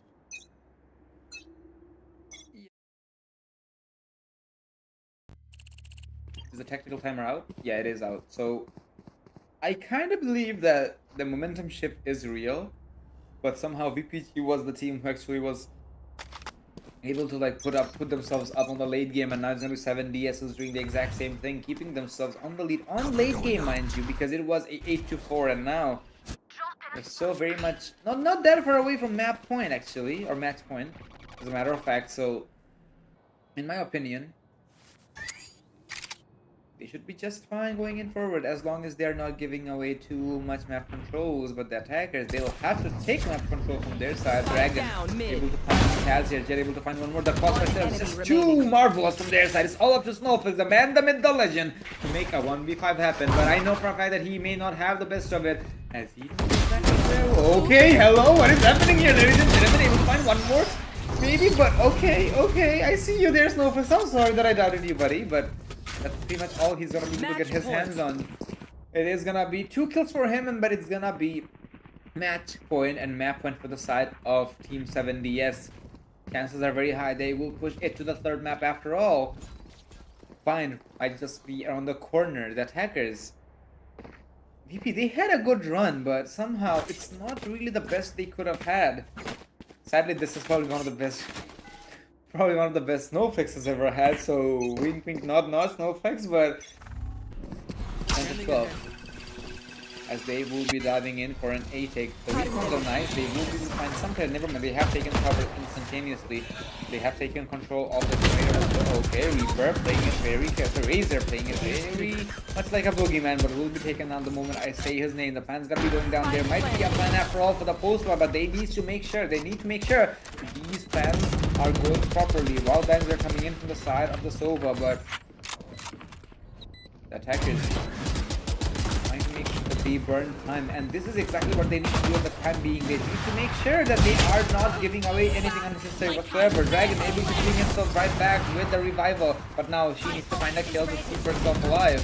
One enemy remaining. Kind of desperate if I want to be honest, but looks like it's not going to be happening whatsoever. It's going to be Blade who was on the crosshair, but it's going to be none other than Sui. Able to get the frag, and now there you have it, ladies and gentlemen. 7DS will take map number 2, and now we indeed need a 3rd map. These Titans just do not know when to give up whatsoever, as Bind is right around it's going to be around the corner. I have to admit, VP wanted to make sure this is going to be quick, but now that really backfired, didn't it? 70 years, they showed resilience, they showed class, and they showed that okay, it's okay to lose one map and then show that who can make a comeback. And sometimes I feel like some comebacks are personal, and for 70 years it is in a way, because they were defeated, they were crushed in their own map of Lotus, but they decided to do the very same to the side of VPG in their own picked map of Ascent. But now when it comes down to Bind, I really wonder what's going to happen next, because almost all the other maps, but they were banned by these 2 teams itself. So Bind will be a really interesting match to see. But before that, we're going to just look on to the stats, because when you talk about Snowflakes, he's got 24 kills for himself, the highest in the lobby so far. Then you've got Dragoon with 21 for Wonder Kid. Even, I mean, the way Shunsui and all the other players stepped up, it kind of shows that okay, each and every player has contributed in the win of 70S, which actually happened in the previous map of Lotus, where VPG did the very same. So in this match, yes, some of the players couldn't perform up to the mark, and that has costed them to push it to a decider. Otherwise, things could have been going in the very same manner, like a flow, like a proper flow. But okay, well, now we're going to the decider and let the best team win. Absolutely. But I have to admit, when it comes to team as a whole, 7DS just portrayed that how they can showcase how they trust each other as a whole. Because on the previous map, yeah, VP did play the same thing, but somehow this time around, when it comes to the refrag game, it was just not on point. Because whenever the players of 7DS were cutting through the players of VP, they were just cutting through the players of VP. There were nothing else from the side of VP, because it's like a meat grinder. That's it. But for now, VP, they understand that they have kind of messed up over there, because they were really trying to brute force on their attacking side. So if they know that was the problem they have caused, they should be just fine moving on to the side of Bind. But I'm damn sure the momentum will be carried onto the map of Bind from the side of 7DS. So they have to watch out for that in particular. So with that in equation, ladies and gentlemen, we're going to be allowing the players some time as well, and also allow ourselves some time, because as I said, I was looking for a hyperactive map, and boy oh boy, the players have delivered. So we need to take a little bit of time to prepare ourselves from the for the match of Bind. So stay tuned, we'll be back in a few.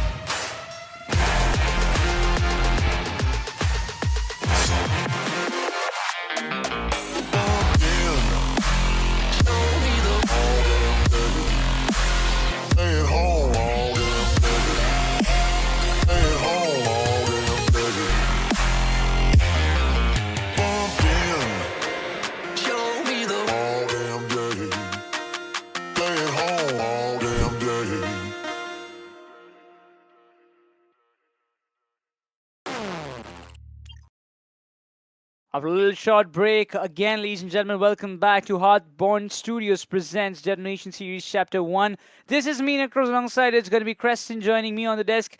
We have witnessed a very brilliant, a very nail-biting series so far. It's 1-all in both the sides, 7DS showing some good resilience and some good comeback plays, while VPG, they literally were outpowered, outnumbered in the last match that they played. But over the course of time, it is going to come down to this very final map of Bind, where we will be getting our second grand finalist for this championship.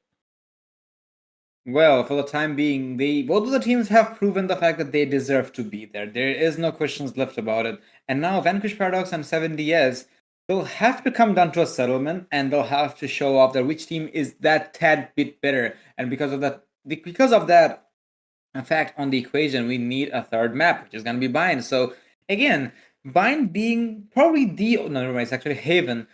One of the oldest maps in the game. Again, this is just going to show how raw Valorant is played. Vanquished Paradox was able to play with their game senses and everything on the map of Lotus, kind of the same on the map of Ascent, but Bind, it kind of may bear the same story as Ascent actually, because when it comes to OG gameplay, right, it's not very far away or far distant. Of course, the gameplay is gonna be different. Of course, there's gonna be differences in agents. And of course,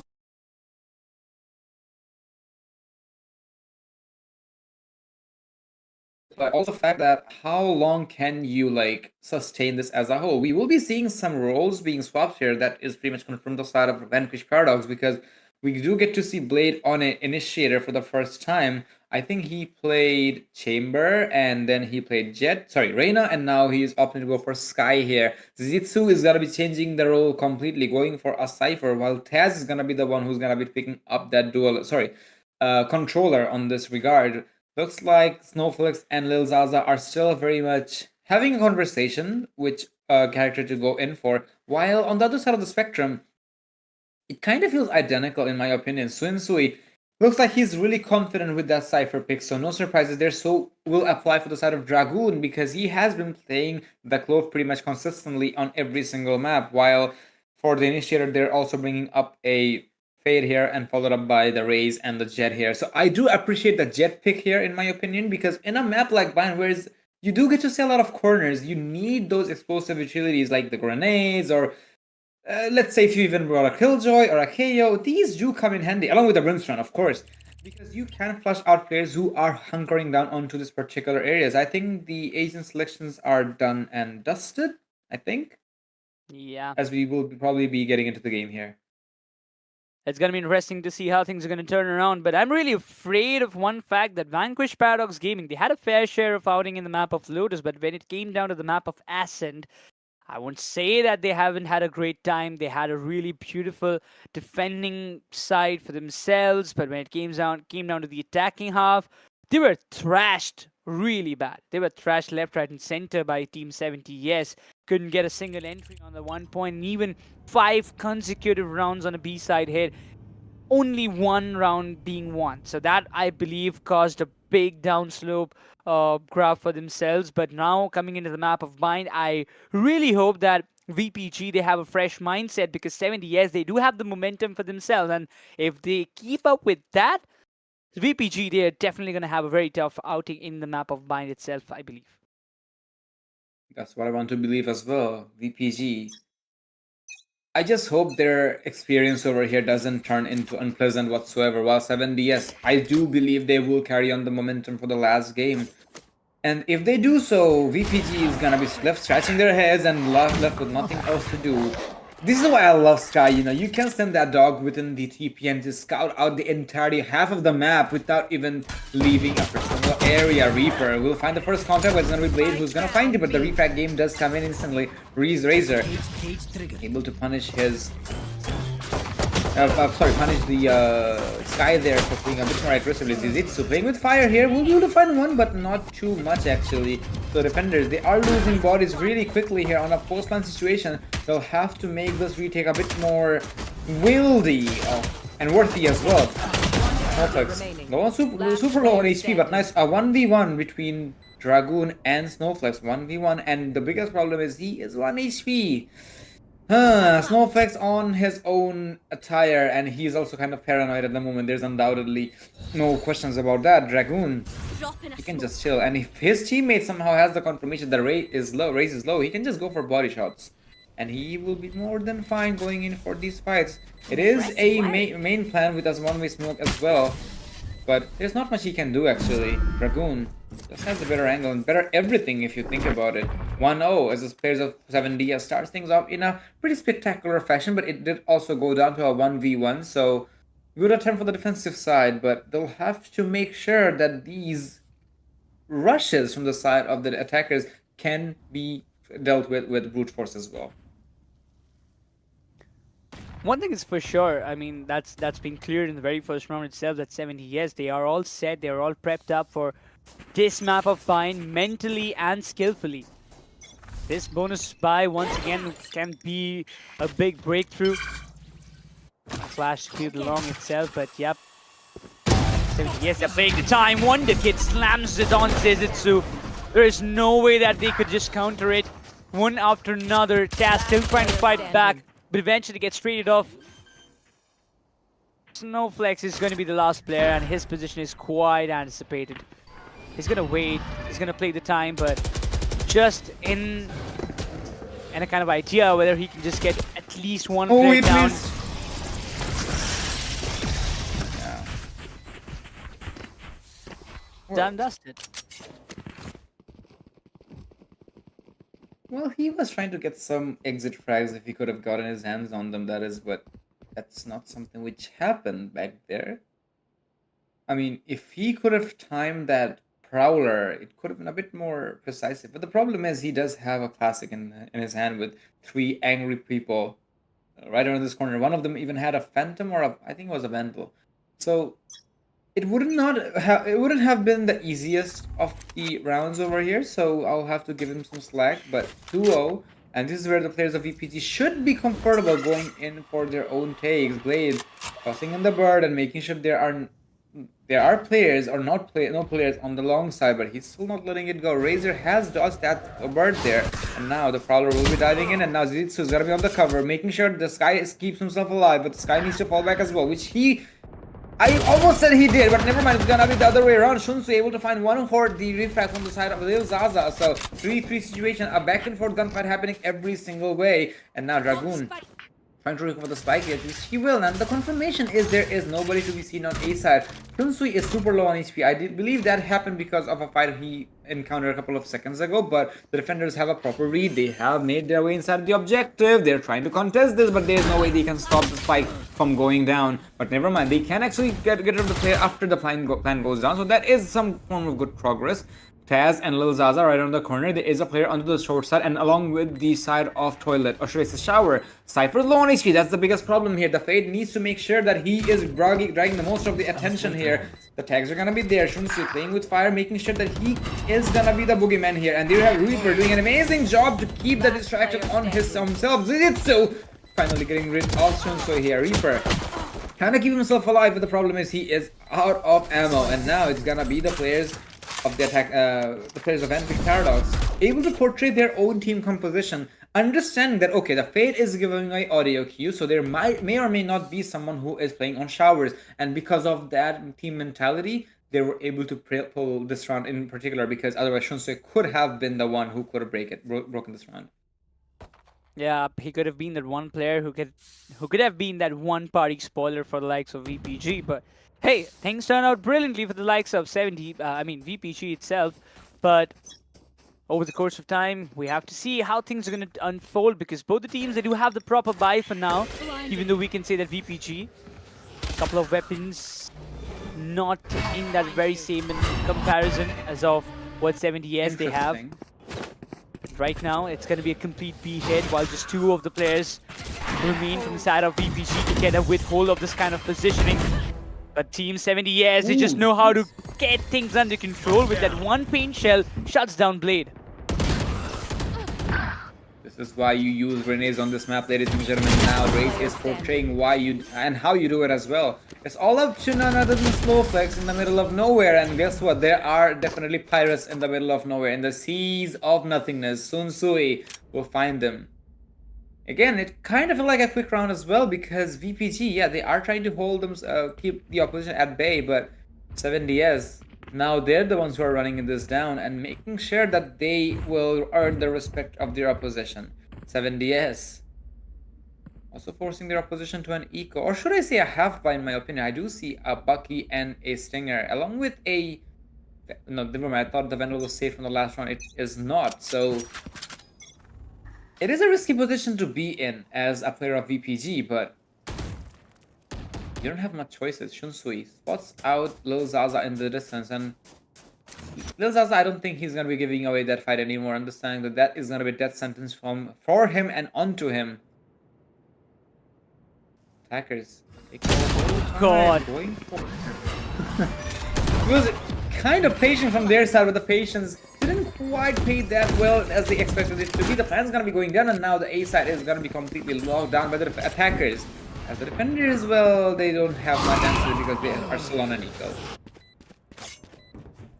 It's coming down to 2v4 itself, and yeah, once again, VPG, they're in a deprived situation.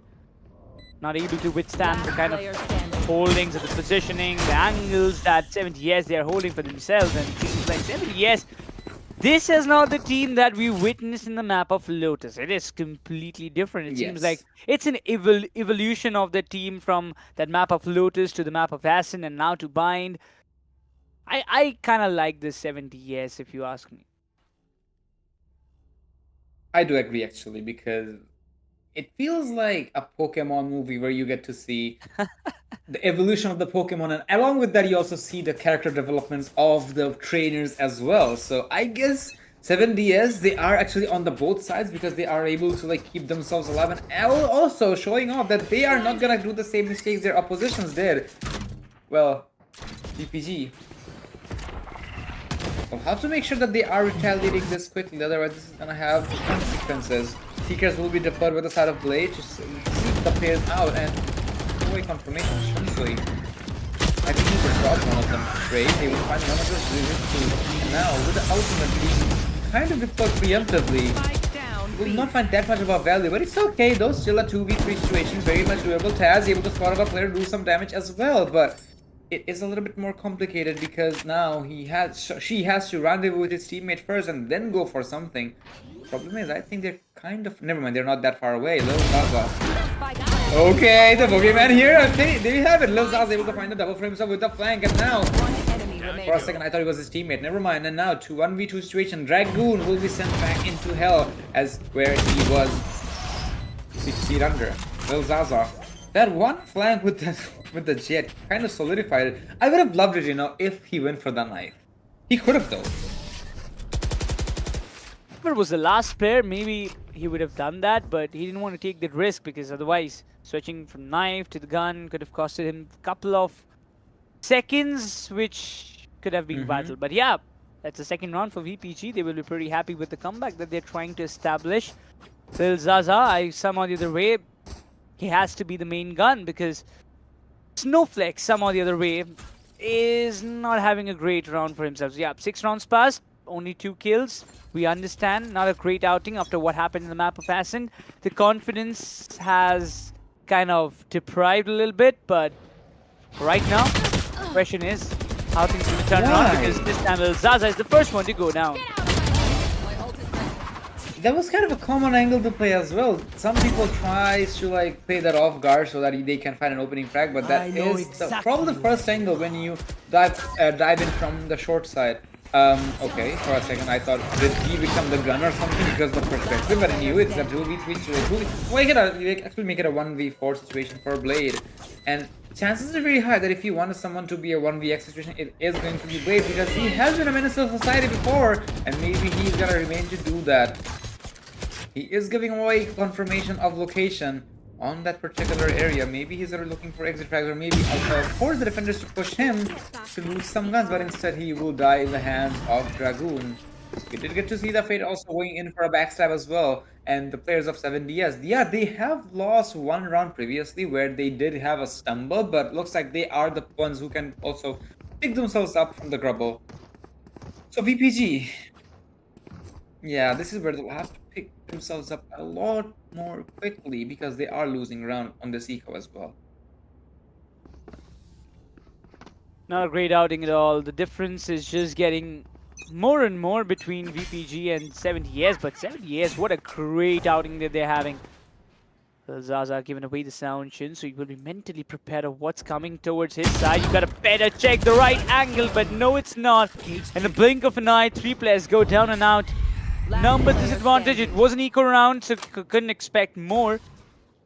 But Taz, she's trying to get something. Maybe 1 player is what you can expect at the most. Planted.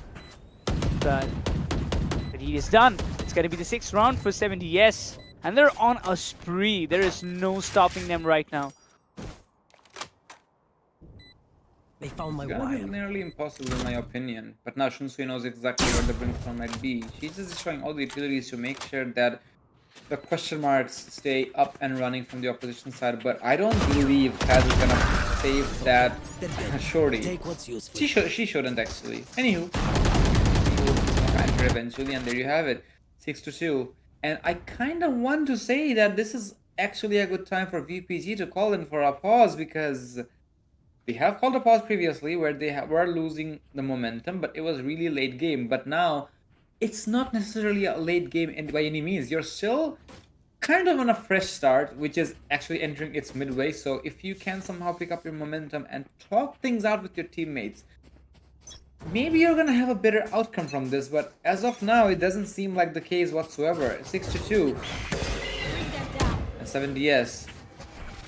They're really happy to run this down if given the opportunity. They will just take control of long without too much contention, making sure that the sky stays at bay. It's around the corner, but most of the time, whenever they take a particular area, they are uncontested. And now, the fade.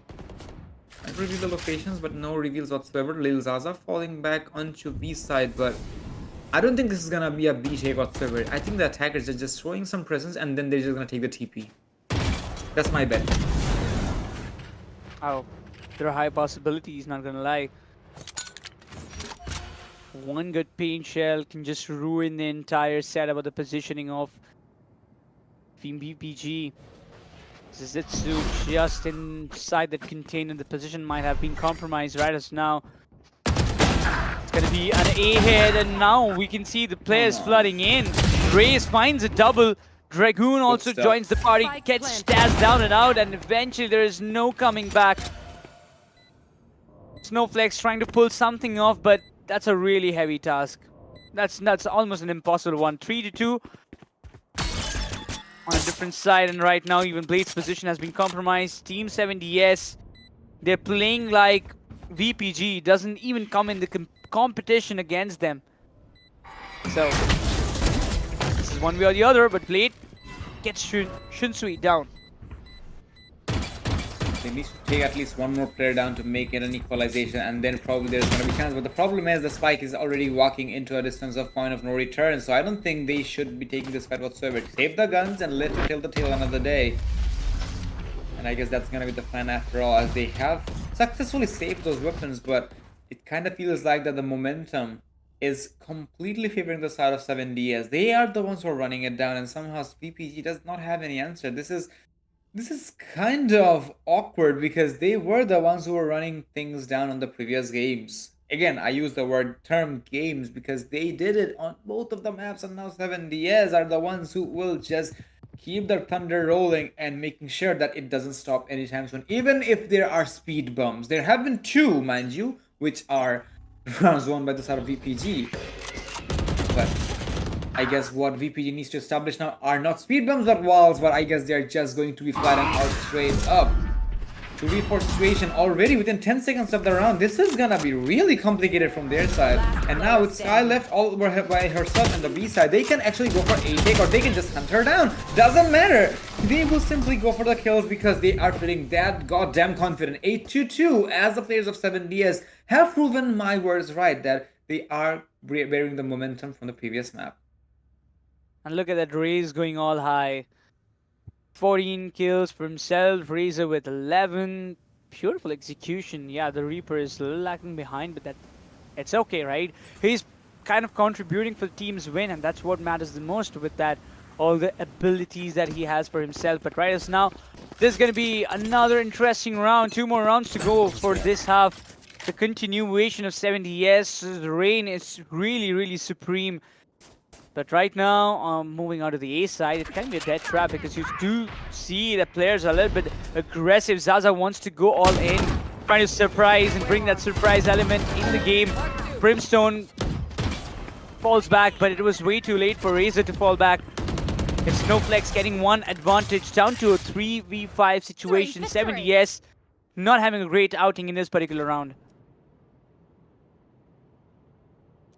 They'll have to wait out for the values for the time being, and looks like the attackers, they are finally meeting a wall, but I'm not sure if the wall is tall enough quite yet for them to climb, because VPG, they have lost a lot of rounds when it comes to the first half, so this is where they'll have to make sure that they are not taking this too easily, even though they have a man-for advantage. It looks like they are kind of taking it way easily than they should be, because it was almost lineup and a half between Lil Zaza and I think it was I forgot, never mind. Now Lil Zaza is gonna be tagged, he's gonna be marked as well. Oh my goodness, give the man some slack of survival. You're just making sure that the mosquito doesn't survive, and you're also rocking the RPG on your back.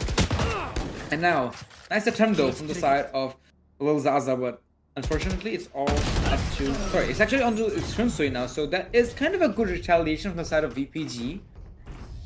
And now Last round in the yes, half. again, I'm not gonna say that this is something they're gonna be struggling from, because 8-3 is still a very much favorable split for their side. Defenders, oh, how many times have I asked this? That what's gonna be your choice going in forward when it comes to taking these particular rounds? Yes, you can probably make a difference on your attacking side, but it is attacking side. The last round, once again, it'll be important whether VPG can they just win the last round and keep their hopes up for the survival for their comeback. Because if it doesn't work like that, it can be problematic. But eventually, they want to go for a P hit. The spike is still was there, but they can go for a quick rotation towards the showers. It's going to be Brimstone. If anybody tries to push and waterfall in that area, Brimstone can be caved out very easily. There's no doubt about it. All 70s, they've got a lot of rats brewing up their sleeves. Shinsui just wants to make sure he gets one, but Razor gets completely confirmed played. Still surviving, denies the entry. 2 in a row, and eventually 70s that crumble down.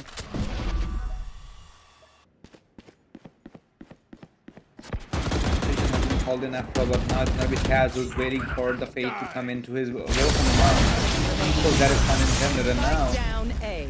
it's gonna be met with fire as well, as she will deploy that orbital strike just in case we're so safe. But regardless, she's too good with the trigger and too good with the timing, and there you have it. 8-4 is gonna be the first split. Again, it still very much favors the side of 7DS, but I would say this is the best VPG could have recovered from after the first devastating half. So now if they can find some footings on this attacking side, they should be just fine moving in forward. But with the round gap they have on the defensive side, this is going to be a bit more challenging, because we have seen time and time again that VPG really gives away fights they should not. They take fights they don't need to have.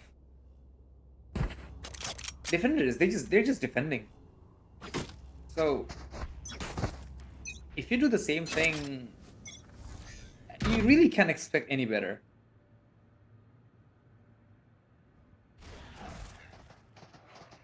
Oh, look at this. Position compromised. Yeah, that's a really good position. While VPG, they're on the attacking side. They need to convert consecutive rounds. This pistol is one of the most important rounds that they have to flourish on. But now, that was way too aggressive for Zaza to go all deep inside the site. Shunsui, he literally walked into his trap, and there's nothing more that they could do. trying to get the spike planted, but eventually when you just talk about, yes, Snowflakes, he gets a double for himself, takes down the players, but VPG, they have the numbers advantage, but eventually the Reaper says not for too long.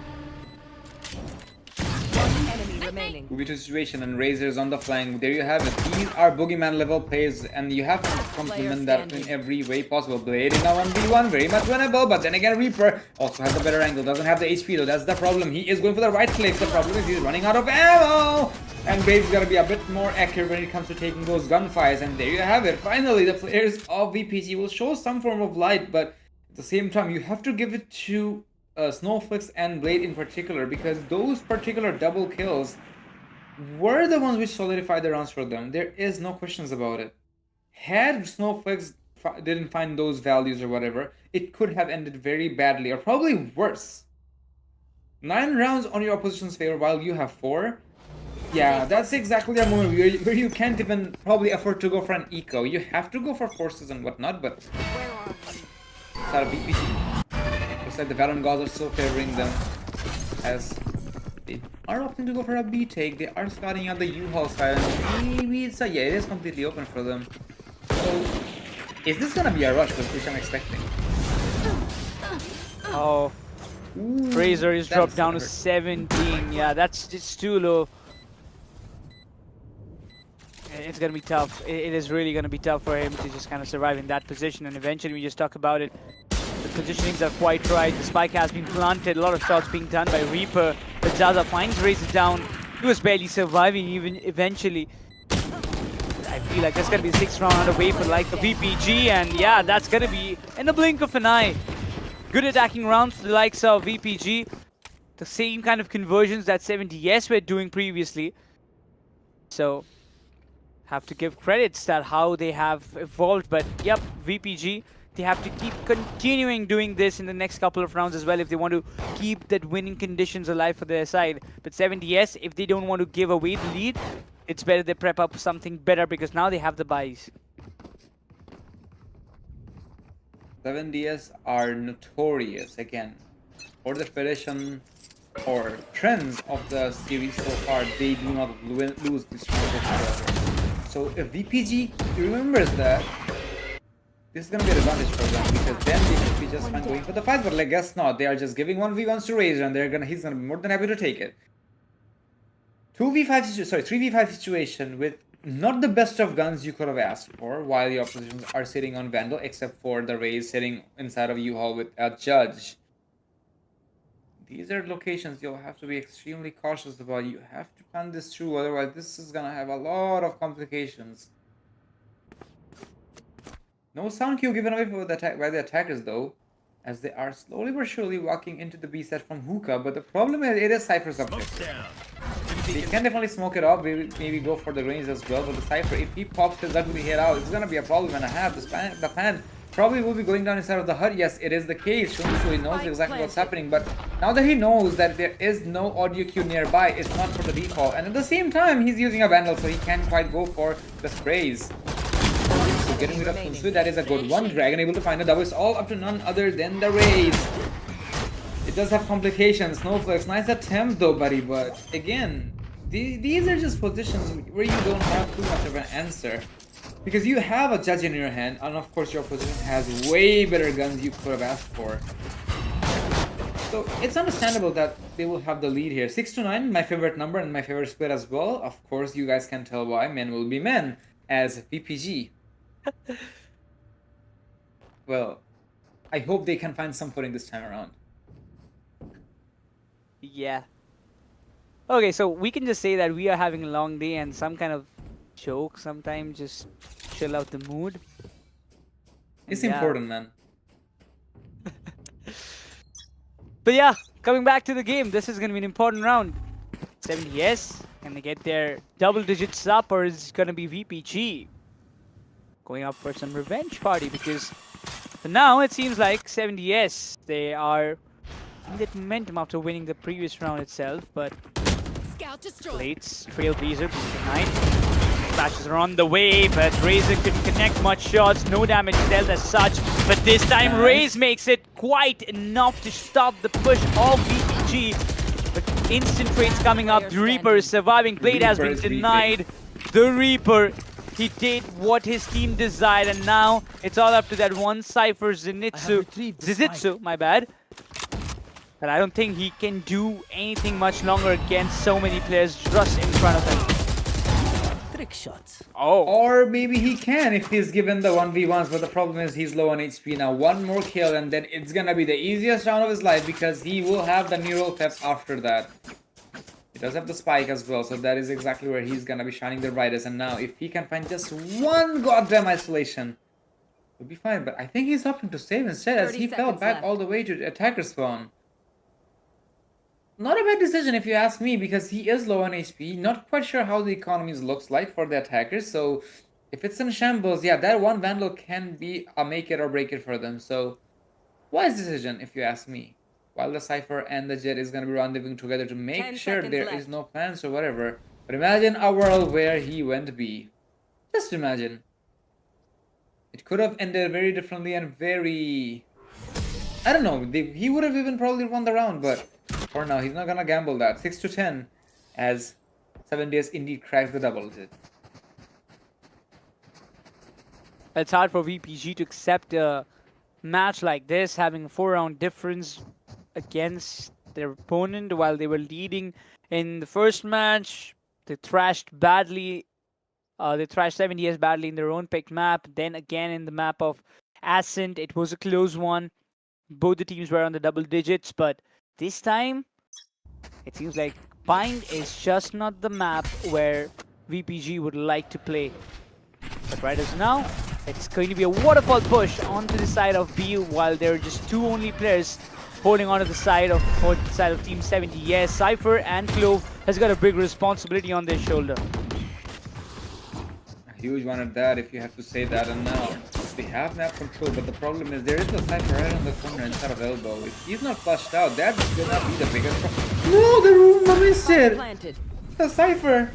No, he just became 100 times more dangerous because he has not been cleared out properly. That is exactly where you need something like a fade or something to recon out the location. Taz is taken out, and now there's a lot of things to worry about. But on the brighter side of life, it's gonna be Snowflakes with a double. Blade is gonna be able to capitalize, and now Razor trying to do the same, but it's gonna be Lil Zaza and none other than Snowflakes able to keep themselves alive. 7-10, 4v1. It was, and they will not lose any bodies whatsoever. These are the rounds they need actually, and these are the fashions they need to secure as well, because now they're losing no guns whatsoever. They're keeping the economy up, they're making sure that they're winning rounds, and also crawling back onto the top as well if they are planning to do so. Defenders, well, I have to admit that Hackers, they actually have found a bit more success than they probably would have expected, because they have also pushed their opposition to an eco, and now this is where they can probably turn the tables around, and if they can, well, there's a very high chance they will not find this opportunity again.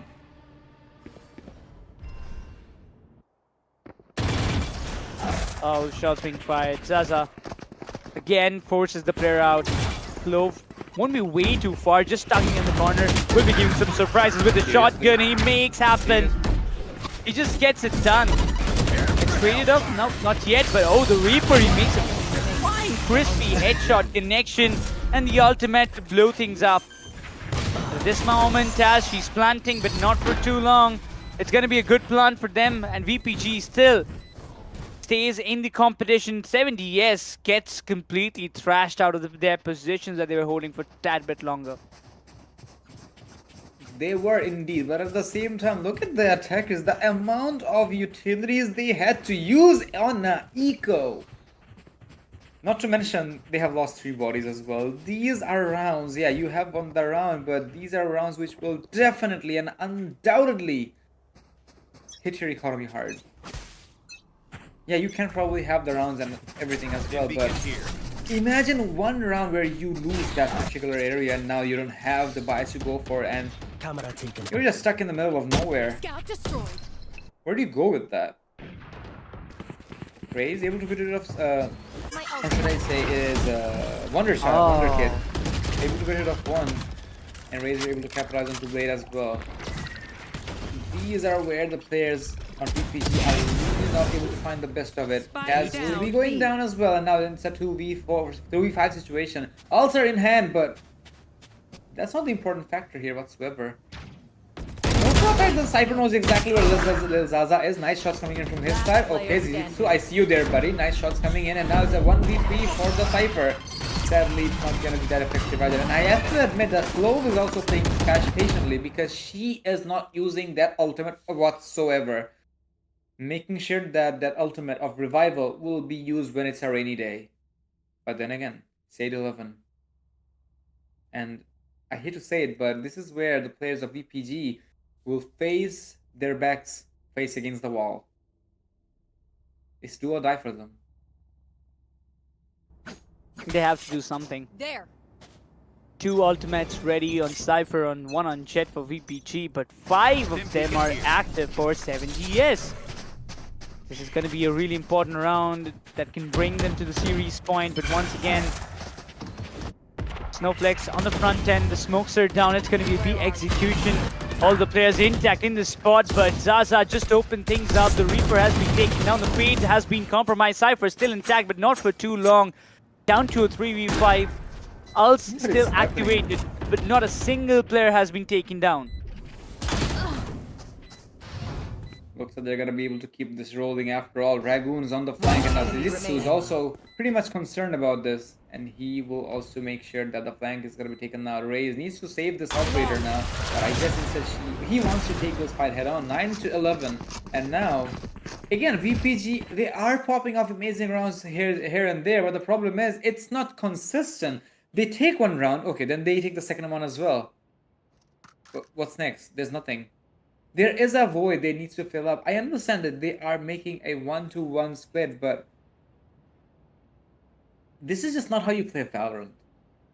Considering the fact that your position sitting on technically match, I mean, should I say almost match point, you have to bring it to equal rounds because you do not have any more maps on the board anymore. And I think 7DS understands that because of that, they're opting to go for a tactical timeout. I mean, VPG can also utilize this and probably get themselves back on the same page and then go for some form of commitments. Because I think you agree with me here. That is, whenever they plan something properly, they do not lose any bodies whatsoever. But somehow, if they find one vulnerability, guess what? Everybody's dead. Yeah, pretty much. And at this hour of the game, and you can't just give any loopholes to your opponent. Let it be VPG, let it be 70S. And right now, this tactical pause was really essential for both the teams, one or the other way. I mean, VPG, they got the last round for their side, but right now, when you talk about Team 70S, they have figured out that, yeah, we can do something different, but this time VPG has decided we're going to go towards a different side, not flooding in on the B side. Razor has got the ultimate activated, and now let's see how much benefits he can reap it up from, because Dragoon is the first one to get compromised. That's not actually a good start now as a defender now, is it? Because now you have lost your controller. Again, he is, the Clove is saving that ultimate for a really long amount of time. I mean, yeah, you can technically use that ability to make a discount initiator, where you toss your body in and then you go for revivals, but anywho. Here. I guess that's not going to be the case whatsoever, as we did see Taz getting a double, and now it's Oliver Reaper in a 1v4. Does have the ultimate available, but with the Stinger in hand, will not be the best of decisions. We'll find the first, and now probably can save that Phantom as well. Chances are very high. He will focus on just that. Getting kills one by one, but not too much to be flexible with.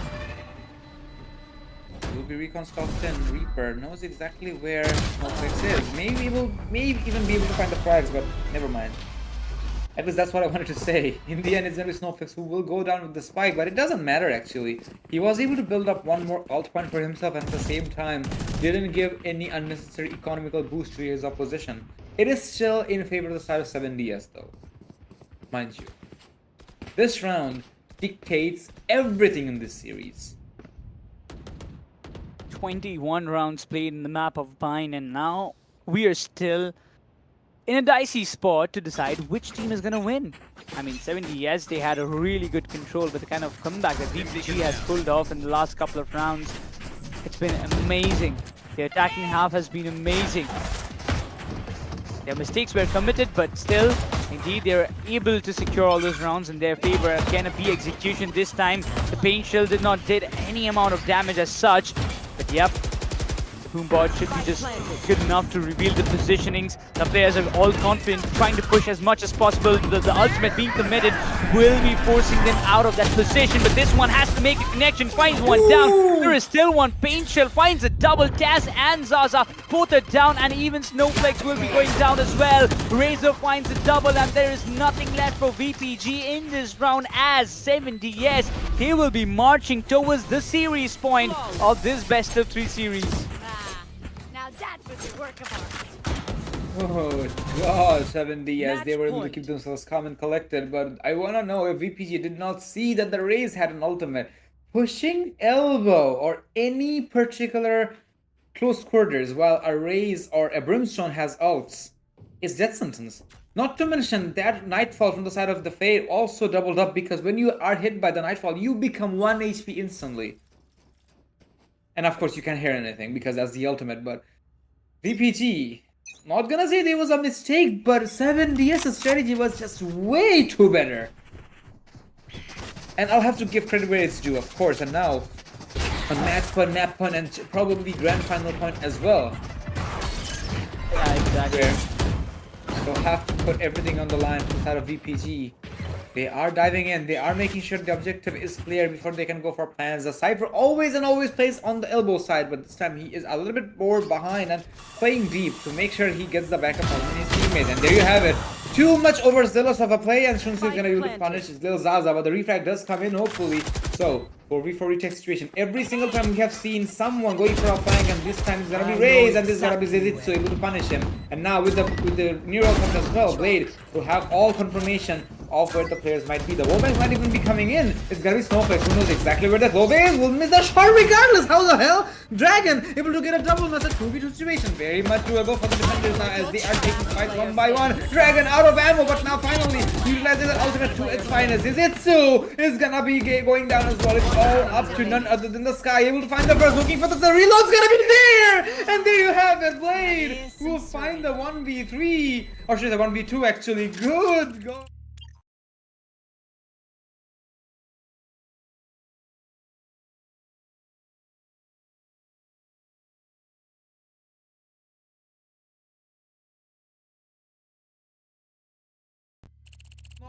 You do not fail when it comes to making us wow, but that wow factor is just one thing. You still need to win one more round to push it to overtime. I don't know, my guy. We breezed the third map, and now the third map we're also on the brink of possible overtime.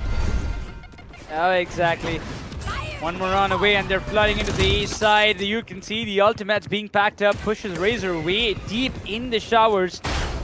Jonas there, but won't give any amount of damage. Still, there is one more player, but oh my What was god! that shot? Hello? No flex! No way you just did that! But eventually, when you just talk about it, defenders, they're crumbling down one after another. Snowflakes is still there. Raze has been put down, but Shinsui finding it down. A double. Taz and Blade has been put to rest, bringing it down to a 3v3. Shinsui pulling the strings as much as possible, requiring the cage, but no, that's not gonna happen. Zizitsu and Zaza puts the end, and we move into an overtime. That to end the decider map. VPG. Overtime. At a moment where we thought that, okay, this is gonna be over, VPG says not yet. This fight is far from over, and these guys are showing off that they will not let it go that easily. They are here for business, and they will take everything they can get their hands on. I kind of want to ask Snowflakes, though. Somehow, every single game I cast of him, guy always manages to push it to the third map, or the maximum overtime map, and sometimes overtime as well. Again, it's just one particular player. Of course, it's a joke as well, but why is it so goddamn consistent? Anywho.